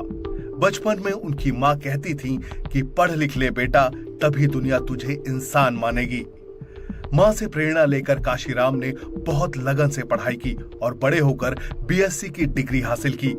उन्हें पुणे में सैन्य संस्थान डीआरडीओ में सरकारी नौकरी मिल गई। उनकी जिंदगी अच्छी चल रही थी, तभी किस्मत ने एक बड़ा मोड़ लिया, ऐसा मोड़ जिसने देश की राजनीति की दशा और दिशा ही पलट दी। सन 1965 में डीआरडीओ में एक ऑर्डर आया कि यहाँ डॉक्टर अंबेडकर की जयंती और बुद्ध जयंती की छुट्टी रद्द कर दी गई है। इस आदेश से दलितों में काफी रोष था। काशीराम ने इसका विरोध किया, उन्हें सस्पेंड कर दिया गया। इसके बाद उन्होंने अंबेडकर की किताब जाति का विनाश और शूद्र कौन थे पढ़नी शुरू की। अंबेडकर की शिक्षा ने उन्हें दलित क्रांति की भावना से भर दिया। उन्होंने अपने जीवन को दलित मुक्ति आंदोलन के प्रति समर्पित करने का संकल्प लिया और सरकारी नौकरी को लात मार दी। अब वो एक ऐसे पथरीले रास्ते पर निकल पड़े जहां संघर्ष थे, भूख थी, खाना बदोश जिंदगी थी, लेकिन उनका इरादा अडिग था। इसी भावना से काम करते हुए 1971 में उन्होंने बामसेफ यानी all India backward and minority communities employees federation नाम के एक गुप्त संगठन की स्थापना की। बामसेफ का मकसद था सरकारी नौकरियों में बैठे दलितों को जोड़ना, ताकि सरकारी सिस्टम को अंदर से बदला जा सके। वो रेलवे स्टेशन की बेंच पर सोते थे, 2-2 दिन तक भूखे रहते थे, लेकिन दलित कर्मचारियों को संगठित करते थे। वो कहते थे कि हम हथियार से नहीं, विचार से लड़ेंगे। सिस्टम में एक भूचाल आने वाला था, जिसकी आहट अब सुनाई देने लगी थी। सरकारी कर्मचारियों को संगठित करने के बाद अब बारी थी समाज की दलित, शोषित और अन्य पिछड़ी जातियों को एकजुट करने की। सन 1981 में काशीराम ने दलित शोषित समाज संघर्ष समिति का गठन किया और नारा दिया, जिसकी जितनी संख्या भारी उसकी उतनी हिस्सेदारी। उनके इस नारे ने सत्ता के गलियारों में तहलका मचा दिया। अब उन्हें डराने की कोशिशें शुरू होने लगी। पुलिस उन पर निगरानी करने लगी, उनके ऊपर गुप्त रिपोर्ट बनाई जाने लगी और उनकी बैठकों की जासूसी होने लगी। जब काशीराम को इसकी जानकारी मिली तो उन्होंने अपने साथियों से कहा कि वो सामाजिक और जातिवादी व्यवस्था को बदलने की लड़ाई लड़ रहे हैं। वो किसी से डरने वाले नहीं है। गरीबों, दलितों और वंचितों में काशीराम की पकड़ मजबूत होने लगी, लेकिन काशीराम का भारत में राजनीतिक क्रांति करना अभी बाकी था। साल 1984 में काशीराम ने बहुजन समाज पार्टी का गठन कर सत्ता को सीधी चुनौती दे दी। अब वो ब्राह्मणवादी सत्ताधारियों के खिलाफ खुलकर सियासी मैदान में कूद पड़े। उनका इरादा था उत्तर भारत में 30% दलित वोटों को एकजुट कर राजनीतिक सत्ता हासिल करना और सत्ता में बैठने के बाद पूरे सामाजिक तंत्र को बदल डालना। अब उन्हें तेज तर्रार नेताओं की जरूरत थी जो अपने भाषणों के दम पर लोगों को गोलबंद कर सके। उन्हें साथ मिला एक दलित महिला टीचर का जो बेखौफ, बेलौस और बेलाग थी और दलित समाज के लिए हर कुर्बानी करने के लिए तैयार थी। उस महिला नेत्री का नाम था बहन मायावती। मायावती से कुछ मुलाकातों के बाद ही काशीराम ने तय कर लिया कि ये लड़की मेरी दलित राजनीति को आगे ले जाएगी। मायावती के परिवार ने उन्हें बीएसपी ज्वाइन करने से रोका, लेकिन मायावती दलित मुक्ति आंदोलन के रास्ते पर काशीराम की उंगली पकड़कर चलने के लिए पूरी तरह तैयार थी। मायावती से प्रभावित होकर काशीराम ने उनसे कहा कि तुम सरकारी नौकर हो, मेरे साथ चलो, मैं सरकार को तुम्हारे कदमों में डाल दूंगा। मैं तुम्हें एक दिन देश के सबसे बड़े राज्य उत्तर प्रदेश की मुख्यमंत्री बनाऊंगा। अपमान, सामाजिक असमानता और शोषण के खिलाफ शुरू हुई लड़ाई अब राजनीति के अखाड़े में पहुंच चुकी थी। सन 1989 से 1993 के बीच एक तरफ बीएसपी की ताकत बढ़ रही थी, दूसरी तरफ उनके खिलाफ गंदी राजनीतिक साजिशें चल रही थी। एक बार जब मायावती और काशीराम सरकार बनाने के बहुत करीब थे तो उनके खिलाफ गहरी साजिश हुई। उनके नेताओं को खरीद लिया गया और जान से मारने की धमकी दी गई। मगर काशीराम ने कहा कि हमारे आंदोलन को खत्म नहीं किया जा सकता है। यह आंदोलन करोड़ों दलितों की उम्मीदों का नतीजा है। साल 1995 में बहुजन समाज ने इतिहास रच दिया। आखिरकार वो दिन आ ही गया जिस दिन का दबे कुचले लोगों को सदियों से इंतजार था। 3 जून 1995 को दलितों की नेता मायावती उत्तर प्रदेश की